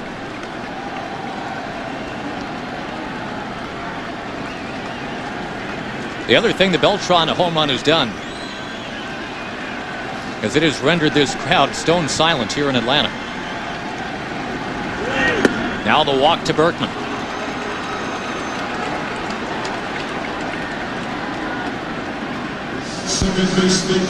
So the pendulum has swung to the left and to the right here regarding momentum. The Astros have action in the bullpen. Grabowski's been up. And Jared Wright now is going to turn it over to his bullpen. 4-2 Houston in Game 5.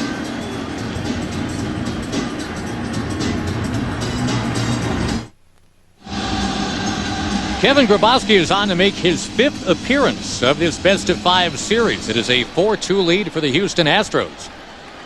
One man on, Jeff Kent coming up. Usually comes in to get a couple big outs for Bobby Cox. Look at some of those numbers there. The strikeout to walk ratio not that good. Has a tendency to get wild and doesn't punch out hitters.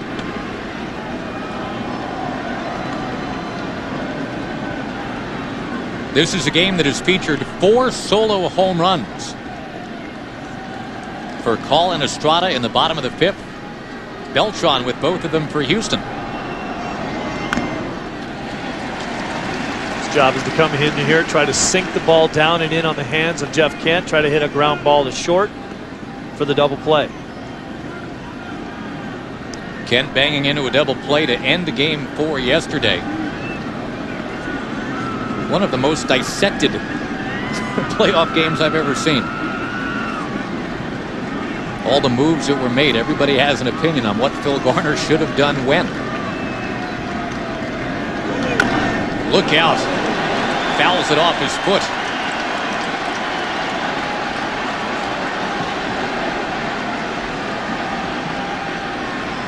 Yeah, it may seem strange, but Grabowski's not even happy that this happens. You see the sinker moving down and in there, and Kent just fouls it right off the instep of his left foot. But as we talked about before, what he'd rather have him do is hit that ball right into the ground and hit a nice two-hopper to Rafael Furcal at short for an easy double play ball. Of course, now, no matter where Kent hits it this time, he'll be a little slower down the line.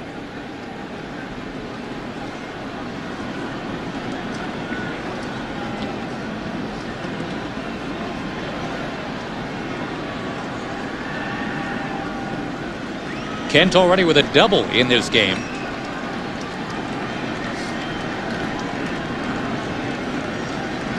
And the reason Phil Garner didn't double switch late to keep Brad Lidge in that game, the 8th inning going into the 9th, he didn't want to remove Jeff Kent from the lineup, he said. He felt Jeff Kent would be a huge factor in that game yesterday. And eventually he was right. Just the other way. Unfortunately, that factor turned out to be beneficial for the Braves with the big double play ground ball that he hit into in the game. There were a lot of moves that were questioned there, but as we talked about before in this ball game, Garner had answers for all of them. He said it was a matter of whether or not our team executed what we were trying to do, and they didn't.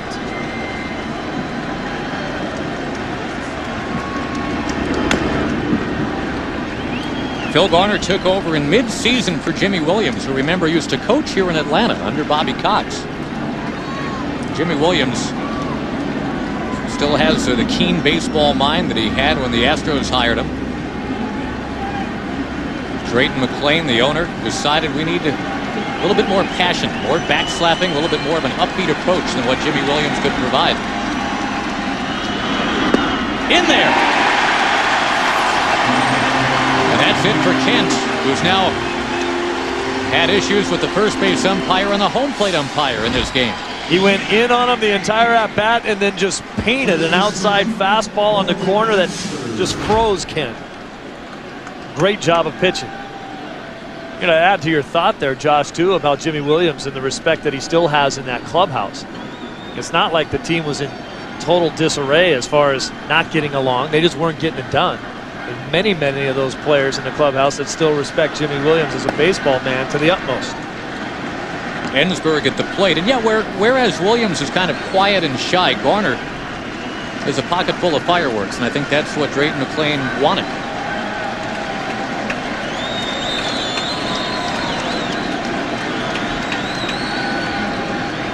Jimmy Williams, kind of a no-nonsense Joe Friday type. And Phil Garner's comparison is probably closer to the one that Mel Gibson used to play in those Lethal Weapon movies. A little bit of a renegade. Unconventional. But he's got his team in game 5. Fly ball twisted to right center. The inning ends, but there were some fireworks at the start of this inning. Carlos Beltran to make it 4-2.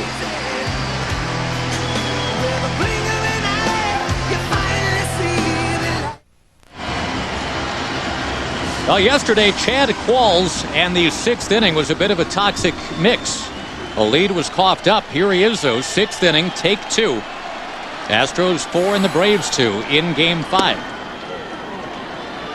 The winner plays the St. Louis Cardinals in the National League Championship Series.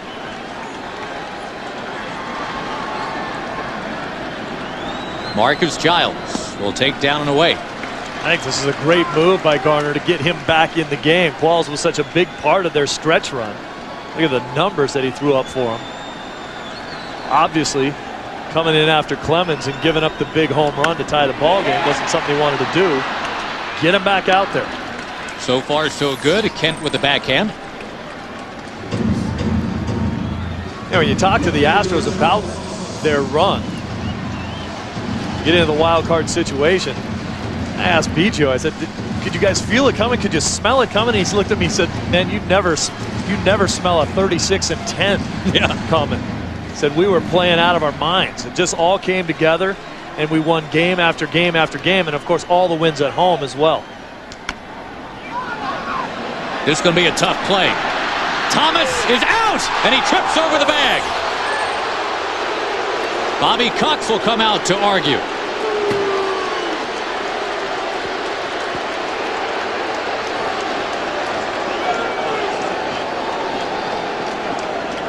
Bobby didn't argue long. That's a sweet play by Kent. He has no choice but to barehand this ball. If he tries to glove it, he's got not enough time to make the transfer. He's out. That's a good call and a great play by Kent. Look at Kent after he releases the ball. That is a good call. Wow. Kent, remember, was called out on a head-first dive into first. There's a head-first throw to first. Yeah. What a great shot right there. As you see Thomas flying across the bag and Kent having his body fly through the infield. Dwayne Wise pinch hitting now. Pitcher's spot in the order. Remember, Jeff Kent was shaking off the effects of that foul ball that he blasted off his foot. And he's had to be very active right away in the field. But you know, Steve, back to your point about the Astros, you're right. Every time you peg this Houston team, you find you're wrong. Every time you think zig, you get zag. Heading into this season, they were the trendy pick to win the World Series. So look at Rietzma getting up for Atlanta now. We talked about it mid-season. They were written off completely. And then heading into the postseason, again, the trendy pick maybe to win it all. I guess the point is, with this team, you just don't know. Certainly one of the hottest teams coming into the playoffs, and I think people were going to make those trendy picks. You looked at the Minnesota Twins and the Astros, less conventional picks of teams that were playing good baseball and had tremendous talent. Of course, the Twins were eliminated by the Yankees, and we're in a Game 5 right here. Wise down on strikes. It goes a lot better for Qualls in the 6th inning this time. We'll return to Atlanta after these messages from your local Fox station.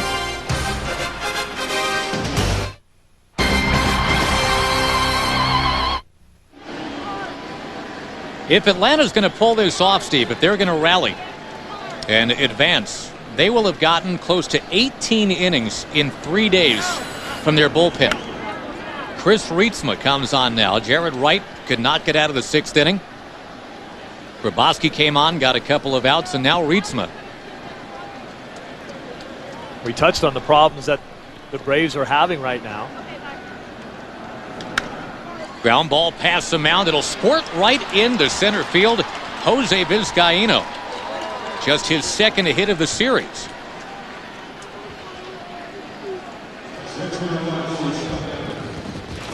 And a programming reminder.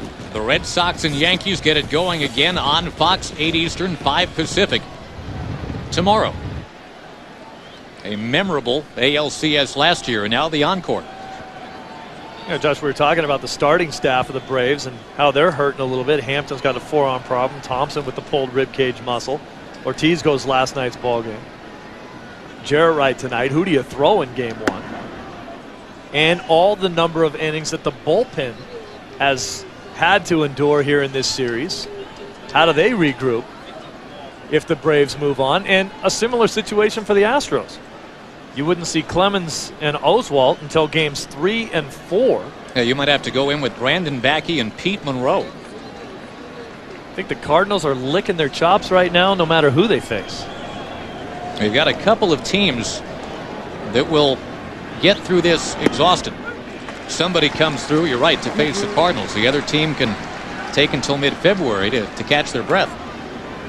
And it just happens to be the best offensive team in baseball, Cardinals. Well, they will get either a torn-up Braves bullpen or a torn-up Astros starting rotation. Chavez with the bunt. And Rietzma, whoa, with a high throw, and Giles on the trampoline to go get it. Might have had a play at second base. I don't know if he ever looked there, Steve. He never looked at second base. Possible play over there with Giles covering. Just a nice easy throw can get over Giles' head. He had to jump up there. Look when he catches the ball. Never even looks to second. May not have had a play there. And then the flip throw over to Giles. It almost gets over everybody's head. Rietzma was thinking nothing but getting it out at first. Dropping the bunt down. Easily off the mound to get it, but no intentions of going to second base. Mike Lamb is going to come up as a pinch hitter now. the pitcher's spot in the order. Lamb has been dynamite off the bench for Houston all year.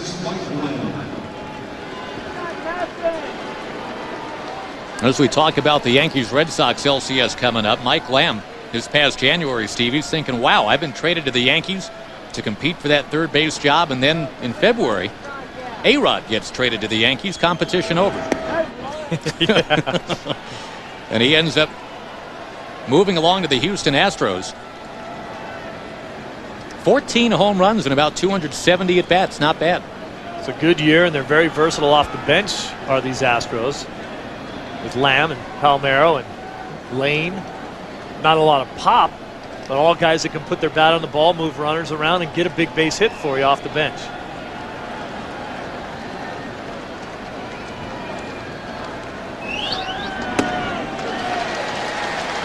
Mike Lamb, whose wife Teresa is due with the couple's first child later this week.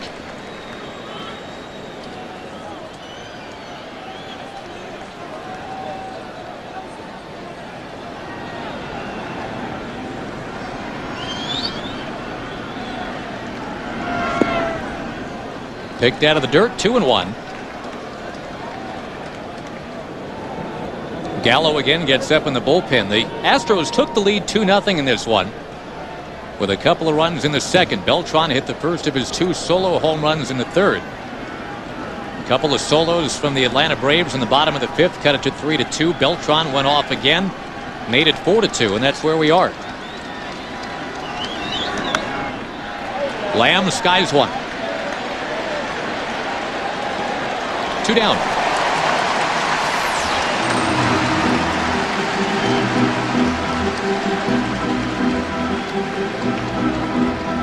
So if the Astros are going to extend the lead, it's now Biggio who will have done something productive. And Steve, for Biggio to have done anything productive in the playoffs, that's huge for him, because I'm sure he's gotten tired of hearing about his postseason failures and the Astros postseason failures too. And all the members of the Killer Bees who had done nothing.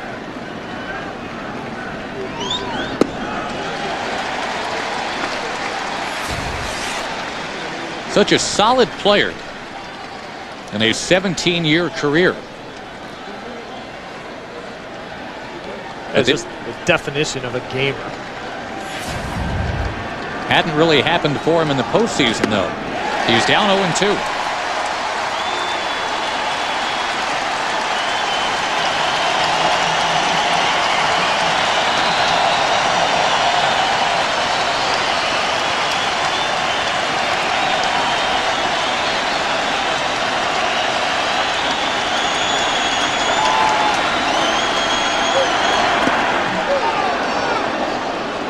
Biggio always gives you the impression of being such a little guy, but pretty well put together. In fact, out of high school was offered 4 different scholarship offers to play football.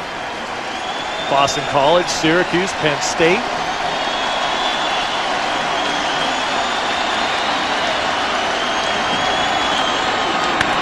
Slapped in right field. It is not caught. It is short hopped. And the ball gets away. Johnny Estrada was steamrolled, and Biggio's going to third. Close in right and then close at the plate. Biggio comes through again.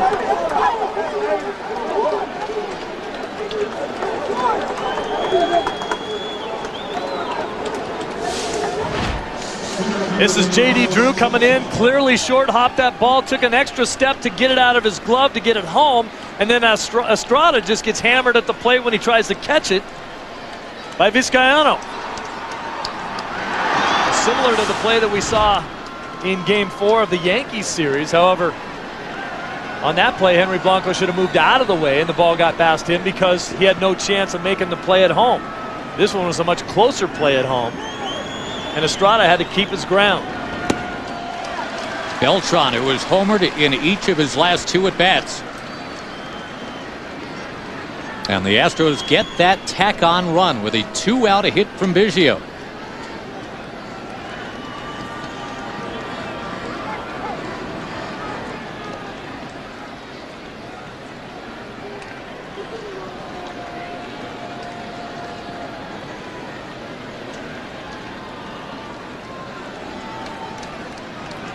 Again, a quiet crowd in Atlanta. I think the Astros have done just enough to keep taking this crowd out of it. Play on a road like this, you try to score first. Team makes a comeback on you. You've done a great job of going back out there and scoring a couple more runs.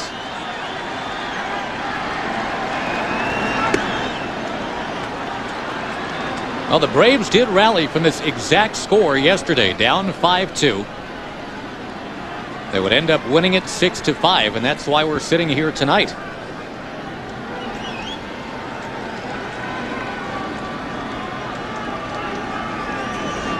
Boy, you go 3-1 on Beltran, you are asking for it in this series. Do you say the heck with it now and just say here you go? I wouldn't throw him a strike here. I mean, he's so hot swinging the bat right now, and right now Rietzman's just having trouble with location, just letting the ball get away from him. Opening up that front shoulder a little quick. The ball's leaking out of the strike zone. The last thing you want to do is try to guide one over the plate right here. Beltran comes through on 3-1. They pitch to him, and the Astros lead it 6-2.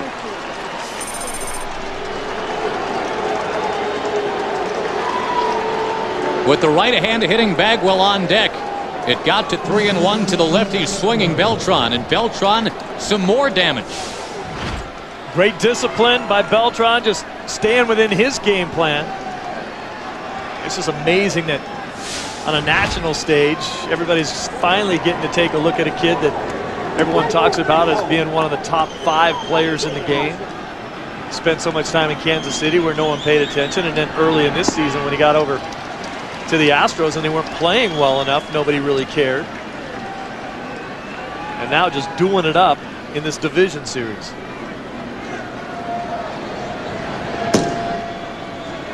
The lefty Martin getting ready now.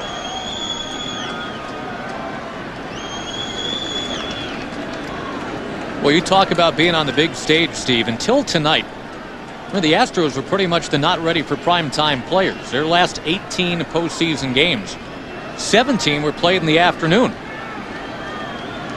Tonight they get the main stage, and they have excelled.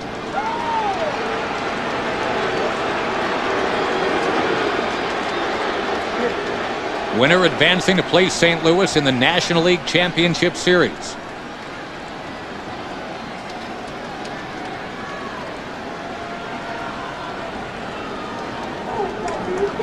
Let's have a quick view of Andy Pettitte there on the top step of the dugout. Is there a big game pitcher than he is? He has to sit and watch. Yeah, what they wouldn't do to have a healthy Andy Pettitte if indeed they advance. Talk about what he's done in a postseason over his career with the Yankees. It's got to be eating at him. In there for a strike, 2-2 to Bagwell. Well, things have been eating at the Houston Astros fans, Steve, for 43 years now. They have never advanced in a postseason series.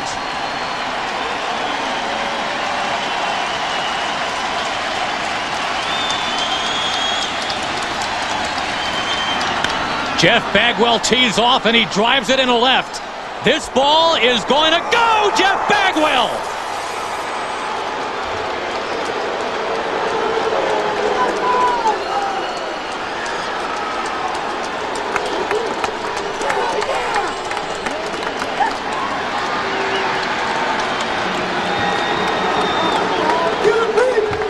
You just had the feeling in that at-bat for Bagwell that Rietzman didn't have anything he could get past Bagwell.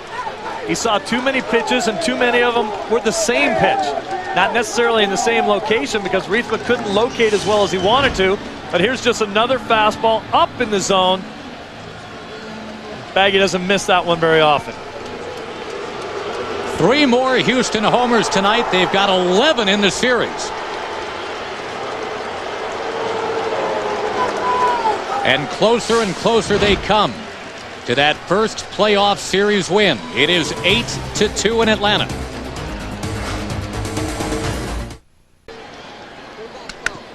Immediately, Berkman with a base hit off Tom Martin, and the Houston Astros have a huge inning going. Already leading 8-2. The 2 out hits just keep coming. The very first delivery from Tom Martin. Whacked into left field by Lance Berkman. Well, you switch Berkman over to the other side of the plate where he's equally as comfortable. Big top hand swing right there from Berkman right down the line for the double. It's always funny to find out how guys figure out that they want to be a switch hitter as you look at the numbers for Tom Martin. Berkman's father just hung a tire from a tree in his backyard, and he said swing from both sides of it. Became a switch hitter after that. Well, it's worked out well. Jeff Kent takes a strike, 4 consecutive 2-out hits. And on a night of incredible emotion for Mr. Biggio and Mr. Bagwell, learning last night of the passing of their good friend Ken Caminiti. Biggio and Bagwell both delivering with big 2-out hits in the 7th. That was one of the things that you and I had talked about before the game, whether the emotion of that situation would propel them onto outstanding games or whether or not they'd be able to handle it at all and get it out of their minds in order to play. Caminiti, who began his career as an Astro, ended it as an Atlanta Brave. Kent fouls one back. Caminiti wrestled with so many demons. He was at various times, Steve, as you know, addicted to alcohol, to steroids, to crack cocaine. On the field, he was so strong. Off the field, it was a nightmare, and the friends like Biggio and Bagwell trying to help him all those years.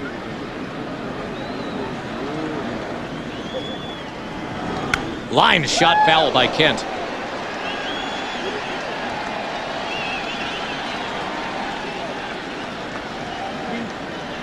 You're listening to Phil Garner talk about the way Caminiti played on and off the field, sort of a personality where he did everything full tilt.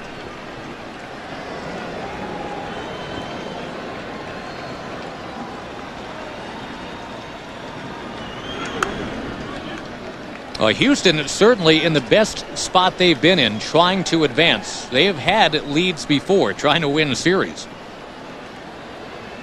Back in 1980, they led the Phillies 5-2 in Game 5. Yesterday, they led the Braves 5-2 in Game 4. Lost those leads, but here now it is 8-2.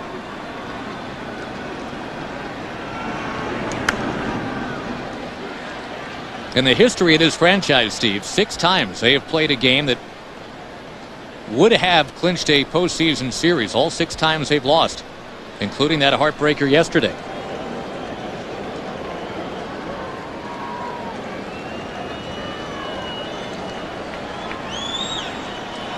Five from Clemens turned out not to be enough yesterday. Maybe 5 from Oswalt tonight was.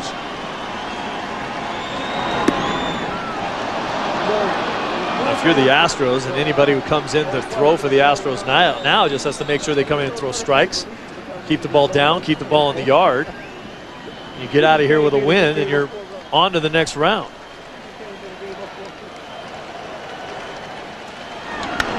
And now Jeff Kent will get one down into center field. Andrew Jones is throwing. And it continues, at least until Kent is going to belly flop and be called out at second base. It is a 5-run 7th inning. With 5 2-out base hits, it is 9-2 Houston in Game 5.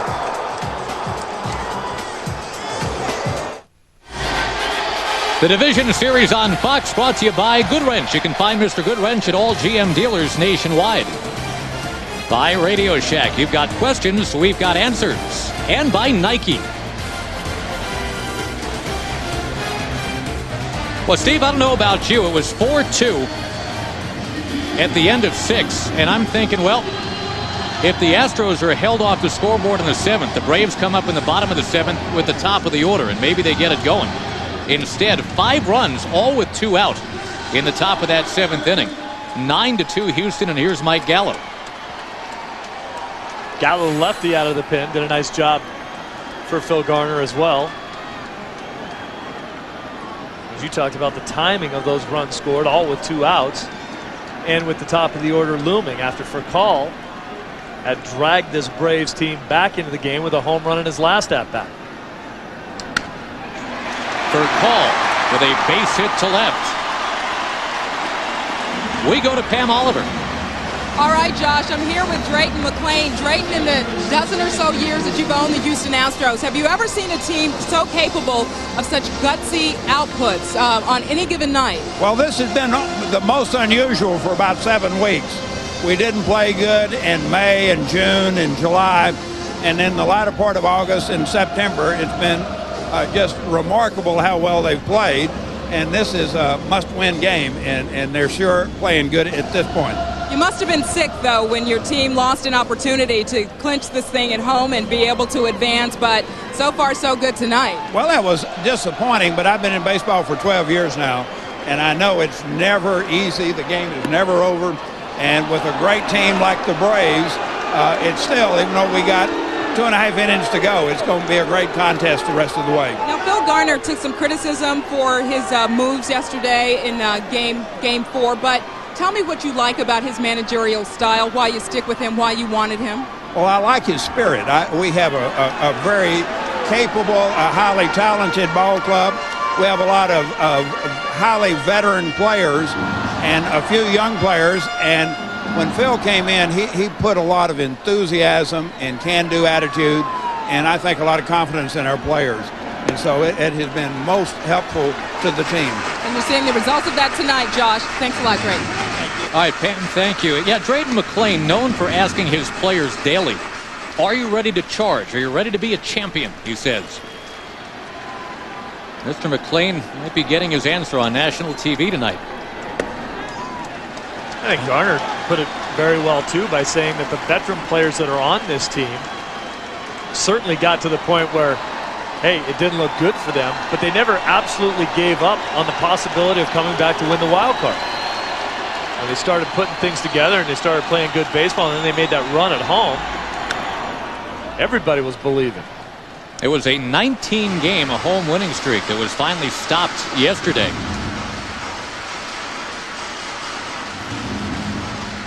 The Braves rallied from a 5-2 deficit to win. They're going to have to come back from 9-2 tonight.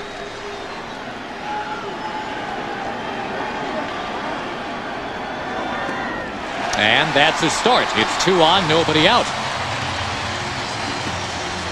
Phil Garner on his way to the mound.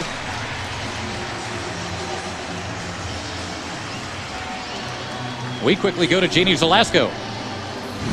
And when the Yankees and Red Sox get together, you never know what souvenir you could leave with. Jeter on the run, makes the play, and flies into the stands. Oh, what a play by Derek Jeter.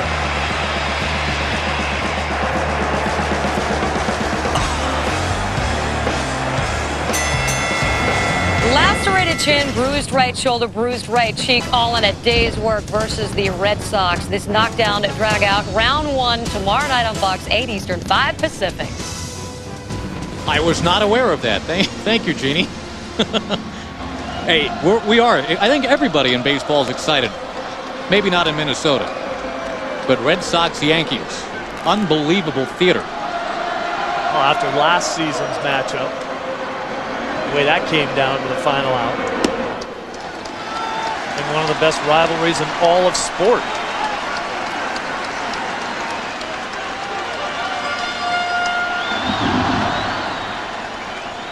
Chipper Jones ahead in the count. This is just not what Phil Garner wanted to see. You've got to throw strikes in this situation. Make them put the ball in play. The bullpen, let's face it, Steve, there's no polite way to say it. It has been brutal the first 4 games for Houston. The offense has done them the service tonight of getting them a huge lead of 9-2. Chipper Jones in the air right field. Taking off and at the wall. Lance Berkman able to haul it in. Runners at first and third now. For call tagging on the play. Chipper Jones not a single RBI in this series. This is a ball that's hit a lot harder than what Berkman thinks. Jones drops the bat head through the hitting zone there, and now Berkman almost has to shift it into another gear to get all the way up against the wall to make the play. Drifting on that ball, and it just kept going. We have seen 5 home runs in this game. 3 from Houston, 2 from Atlanta. One of the home run hitters coming up now, that's Estrada.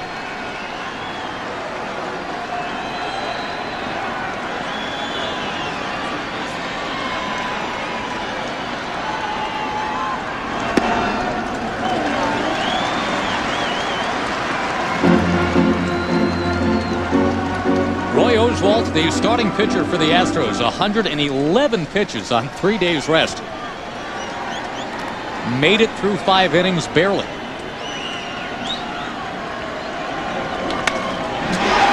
Into left center field, it is now 9-3.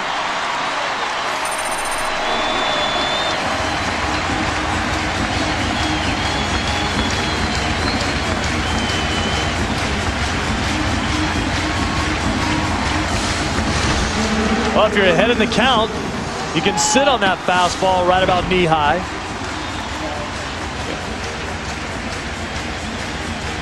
Chad Harville will be summoned. The Braves trying to answer here in the bottom of the 7th.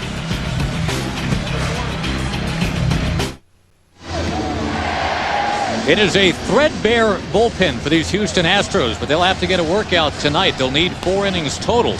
Qualls gave him 1. Gallo gave him just a third of an inning, Steve, and now here's Harville. Trying to piece it together out there, try to get someone out there. Dan Maselli now in the pen, loosening up as well. And here is Andrew Jones with 2 on. The Braves down 9-3. Ground ball left side. There's 1. Wow, there's 2. And Chad Harville celebrated like a prize fight champion. 1 pitch, 2 outs, 9-3.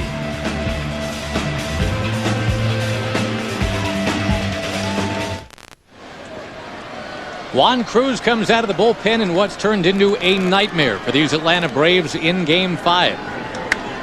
Morgan Ensberg greets him with a fly ball hammered into right center field. All the way back off the wall, trapped there by Drew. 1 pitch, 2 bases.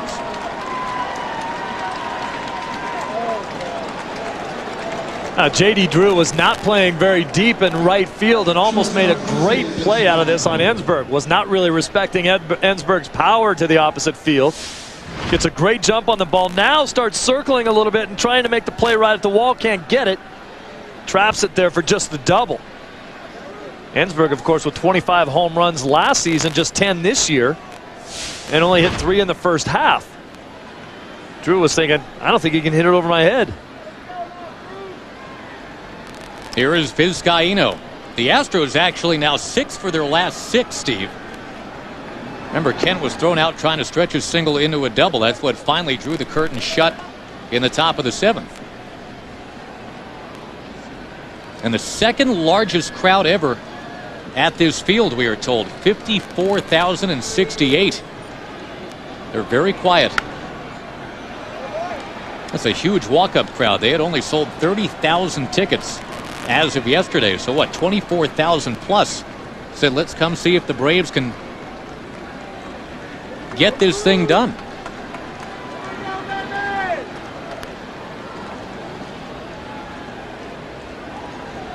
It has not gone well. There's a ground ball to second base.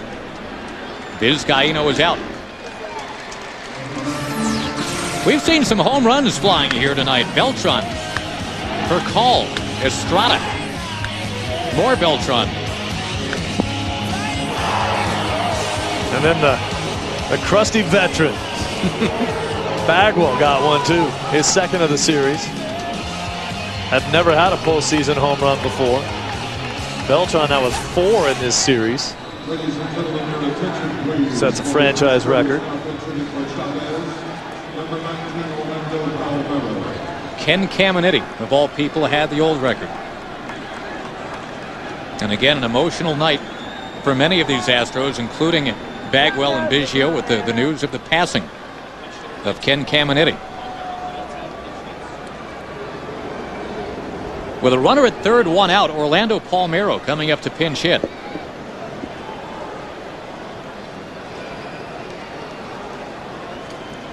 This is in the catcher spot, so Brad Ausmus set to come in the game, you would think. Even with a 9-3 lead. Garner's taking no chances of not getting this run in. And the infield comes in here for Atlanta. Kyle Chavez will take a seat. Osmus will come in behind the plate. He's got the chance to maybe cradle the final out tonight. He's been with the Astros a while. He knows that bitter taste of all these playoff defeats. And I know, it probably sounds way out there, Steve. It's 9-3. It sure looks terrific right now. But you take nothing for granted in this series, especially with the state of that Houston bullpen.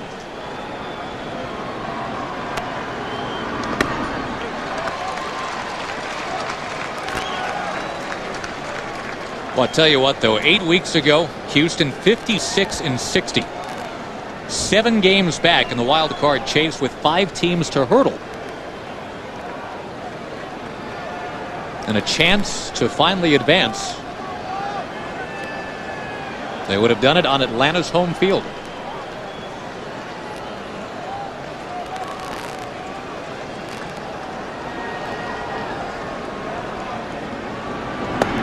That one scrapes the corner, 2-2.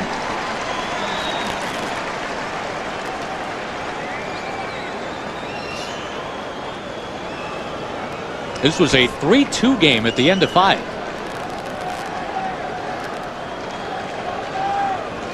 Pete Monroe may well get called on if indeed the Astros advance to play the Cardinals. How about that? You get to sit there and absorb some lessons from guys like Clemens and Pettit. Hopefully it makes it a little bit better. Those guys certainly know how to pitch, and both of them very willing to pass on the information and teach.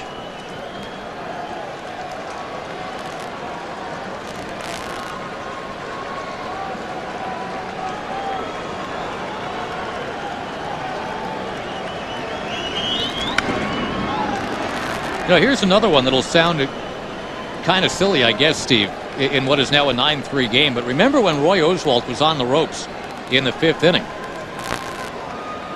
and clinging to that lead that was not nearly this large. He stayed out there to face Adam LaRoche. LaRoche came close to hitting it out dead central, but it died at the track. Line shot to third for the second out of the inning. And if LaRoche hits it out, I don't know if you know what happens in this game. Atlanta at that point has a lead. Would have been 4-3. Now, this is tough when you're a guy who spends most of your career pinch hitting. You come in and hit a bullet right at the third baseman. You only get that one opportunity. Go up there and hit the ball hard. That's all they ask you to do. But boy, you'd like to see some of those fall every once in a while.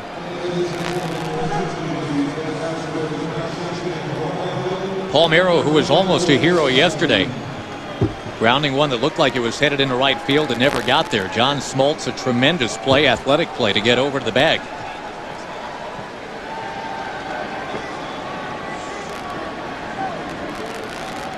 Jason Lane to pinch hit. He has one of the Astros division series record, 11 home runs. Again, Beltran's got 2 tonight, and very poignantly, Jeff Bagwell's got 1 too. You talked about Bagwell being here so long, Steve, and not doing much in the playoffs in the past.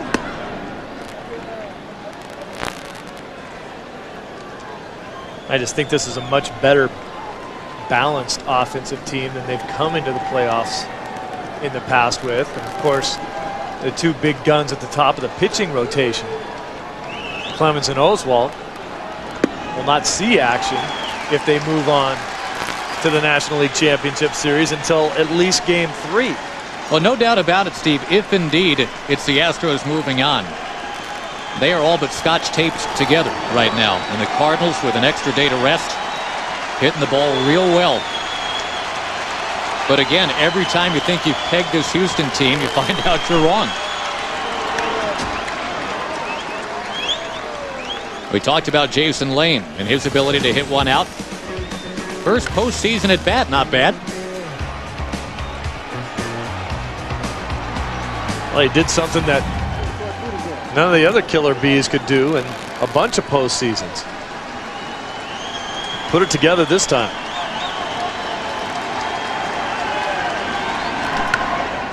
Up near third, right at the line, the bare hand, and then the bobble. And it's double digits. That's a play we talked about before when Jeff Kent made the bare hand play. I think this is a play where you actually have to use your glove, catch it, make the transfer, and take your chances on whether or not you can get the guy at first base, because trying to barehand a ball that's bouncing that wildly and has that much pace on the ball still is a difficult thing to do.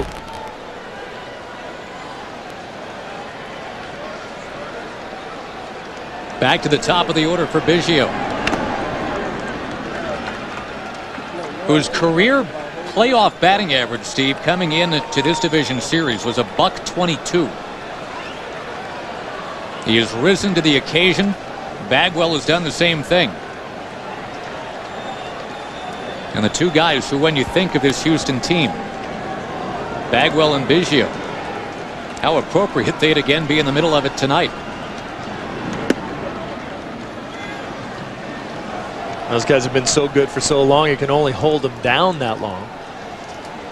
I just think that they were put in positions in previous playoff games where they felt they had to do too much all on their own.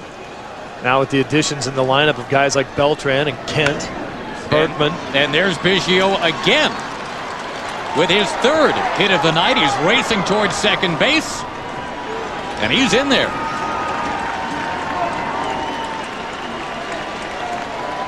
There are some ghosts that are being blown right out of here tonight.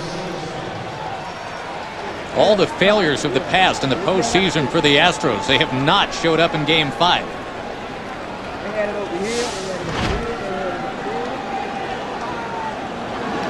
A classic hustle by Biggio, never giving up, always dirty. Now here's Beltran, who has 2 home runs.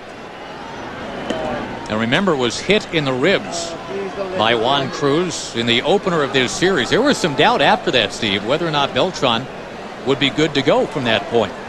Had to come out of that ball game. Did start Game 2.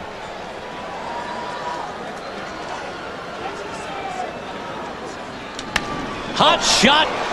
It's Beltran up the middle. 1 run in, 2 runs in. It's a dozen for the Houston Astros. Have a day. Goodness. 4 consecutive hits. He's got a 5 RBI night. And a bad dream for these Atlanta Braves. I said it the last time he was up. He's getting some nice pitches to hit, but he has stayed on the ball so well. The Game 1 home run that he hit off of Jarrett Wright was a backdoor breaking ball away from him that he took dead central. The one today pulled both of those home runs, and then when they went away from him, he's just taking what they give him. Bang that ball straight back up the middle on a ball that was away. He's a good-looking hitter. The 5th man with a 5 RBI game in the history of division series. I think in Beltran's career so far, he's only made 1 mistake. What's that? A few years ago, he decided that he liked monkeys and he wanted to buy one. You would advise against that? Well, he found out that they last, the lifespan of a monkey is 45 years. He decided, no way am I taking care of this thing for 45 years, and he turned around and resold it. The goldfish tend not to last as long. You got that right. 5 in the 7th and 3 in the 8th. Boy, and it's starting to look like a party in Houston, Texas right now. 12-3.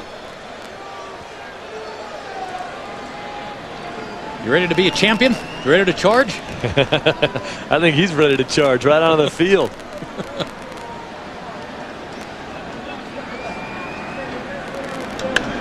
Bagwell clocks one into a thinning crowd here in Atlanta. We talked about a walk-up of 24,000 fans. About that many has walked out, probably. You know, it's bittersweet when you look at either of these organizations, and we've talked about the Braves and their 13 consecutive postseason appearances, and yet just one world championship. I think I'd rather be in an organization that goes every year. I'll take my chances. And then the Astros that appear to be on their way to the first chance of moving past the first round in the playoffs in 8 tries. Such an incredible history of heartbreak for this franchise. An Astro fan calling home and saying, "Can you believe it?" Are we T-bowing this? Can we save it? Bobby Cox has seen enough of Juan Cruz. 12-3 Houston.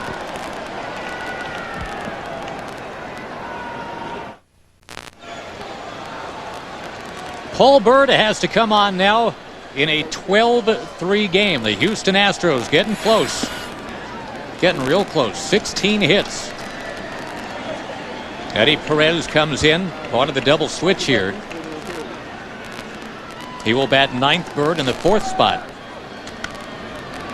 High pop-up from Lance Berkman.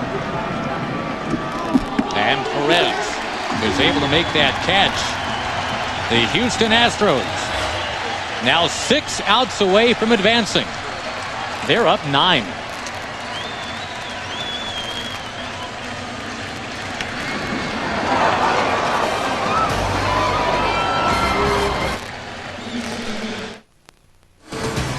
The Division Series on Fox brought to you by Dodge. You can take life as it comes, or you can grab life by the horns. Dodge. By Sprint, introducing an entirely new way to buy wireless. Sprint PCS. And by Burger King, who reminds you to have it your way. The Astros having their way in Atlanta. Jason Lane takes over in left. Brad Ausmus is now catching. Dan Maselli is now on the mound. 12 runs on 16 hits for the Houston Astros. And they have scored 10 of those 12 runs, Steve, with 2 outs in an inning. LaRoche flies out. Really is the difference in this series when you talk about the ability to drive in runs in tonight's ball game for the Astros. It scored all those runs with 2 outs and drove in runs when there was guys out there, and this whole series the Atlanta Braves were unable to do that.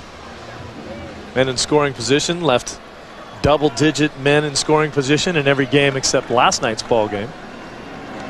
Giles fouls one. And, you know, we go back to the point about the Atlanta bullpen, too, Steve. For this to have worked out for the Braves, they were going to have to win Game 4 and Game 5, getting it 18 innings in 3 days from their bullpen, knowing that Jared Wright would go only 5 1/3 tonight. And that's asking a lot. Paul Bird kind of soaked it up for John Thompson back in Game 3. And that may have been, when you think about it, the beginning of the end. John Thompson walking off the mound to 4 pitches into that game. You just can't expect to get the kind of quality innings out of your bullpen if you're going to have to overuse them, as Bobby Cox has had to. Not a matter of bad managing. It's a matter of necessity. He had to keep running guys out there. Ground ball sharply, a bobble. Vizcaíno twirls and gets his man. 2 outs, 8th inning. Folks, it's October, the Major League Baseball postseason down to the wire as we head into the ALCS and NLCS. Every game, every inning, every play counts. And you can watch the World Series on Fox starting October 23rd. Don't miss it. Someone from the from the NL Central will play someone from the AL East. That much we know. Thomas takes outside. And Steve, as we look ahead to what is now looking obviously like a Houston-St. Louis NLCS, the Astros are the only team to have won a season series against the Cardinals all year. I guess that would be the good news. The bad news is they don't get to put Clemens or Oswalt on the mound until Game 3. Yeah, if all things were equal and both teams could set up their rotations the way they'd like to, I think the Astros match up against the Cardinals as well as any team. I think the Cardinals will be tested.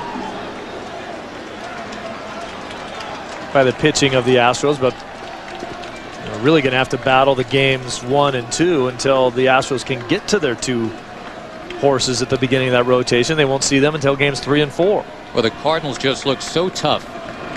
The addition of Larry Walker. That ball getting away. Charles Thomas didn't realize it was strike 3. It is. Not a lot going right for the Atlanta Braves. The Houston Astros are an inning away from advancing to play the Cardinals.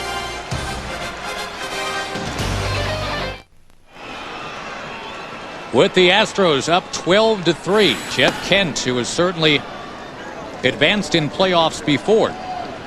Postseason success with Barry Bonds and the San Francisco Giants.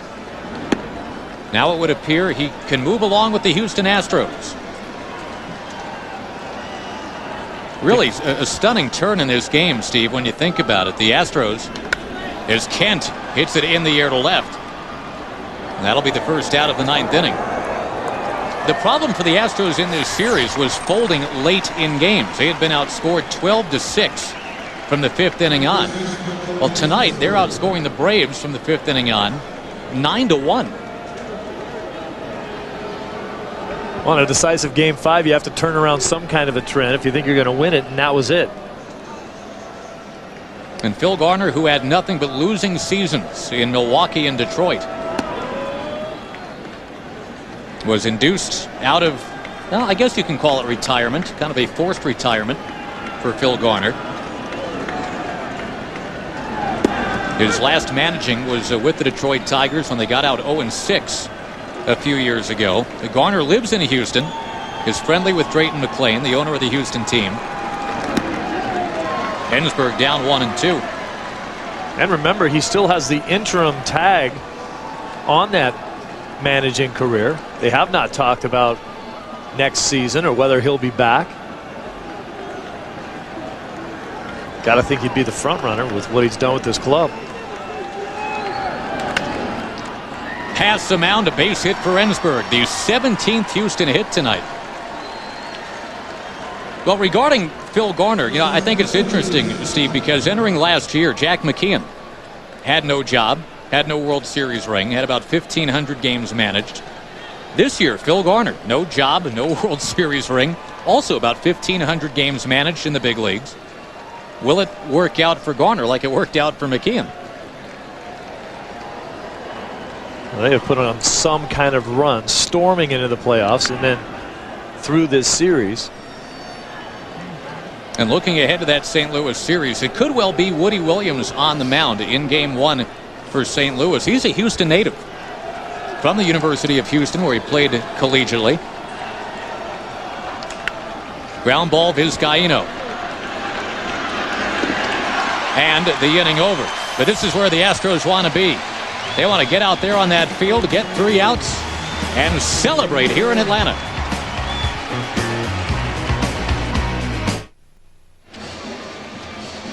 Dan Wheeler, who's played only 14 games as a Houston Astro, will try to seal the deal here, pitching to Brad Ausmus, who has played close to 800 games as a Houston Astro and has been looking forward to this moment for so long, the chance to move on in a postseason series. You think about Bagwell, 2,100 games with the Astros. Biggio, 2,400 games with the Astros. And finally, here it is for these guys. And the way this team was constructed in the offseason with the signing of Pettit. Pettit talking his good buddy Roger Clemens out of retirement to come back to put together the type of team that could make a run at a world championship, and they're taking one step closer to that goal. Eddie Perez, the first out of the 9th inning.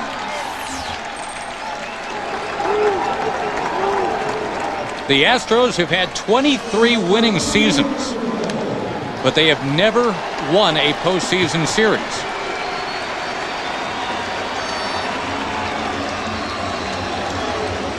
(0-7) in that pursuit, just a chance to move on. And for Call, he knows what's ahead for him right now. We talked about it earlier, Steve, and not something that's real comfortable for anybody. especially for Call. He knew going in tonight, if the Braves season ends, he shows up for a jail term tomorrow. That ball escaping Bagwell. Call has reached. But a 49-day jail sentence awaits him for that DUI.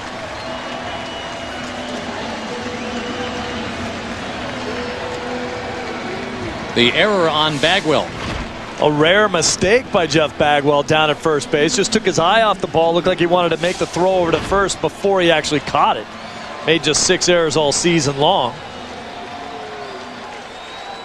Not exactly a Bill Buckner moment, with it being 12-3. Ran through my mind there for a second, but absolutely not. J.D. Drew. And a ground ball. They'll start it. Safe the call. They haven't finished it quite yet. A couple of the Astros had hopped the railing over there, ready to run out. Then they had to quickly hop the rail back the other way. Chipper Jones could be the last batter for the Atlanta Braves this year.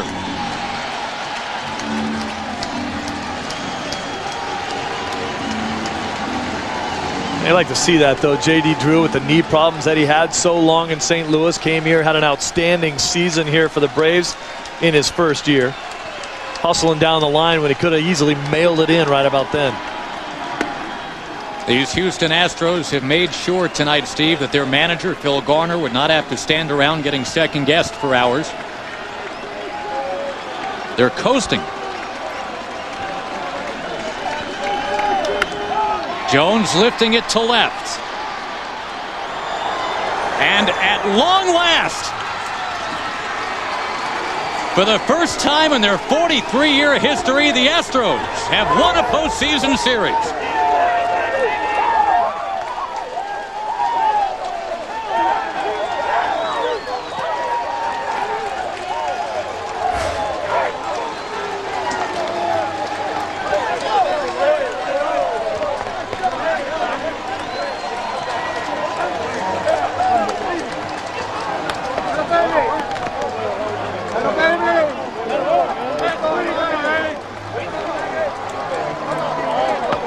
Almost seems fitting, Josh, as the younger players jump up and down and celebrate, and Biggio and Bagwell just kind of go over and give each other a hug. Too much energy to do a whole lot of jumping around. What the game lacked in drama, it had plenty of it in emotion. With the passing of Ken Caminiti very much on the minds of many of these Houston players. They exploded for 12 runs. They are going to face the St. Louis Cardinals in the NLCS.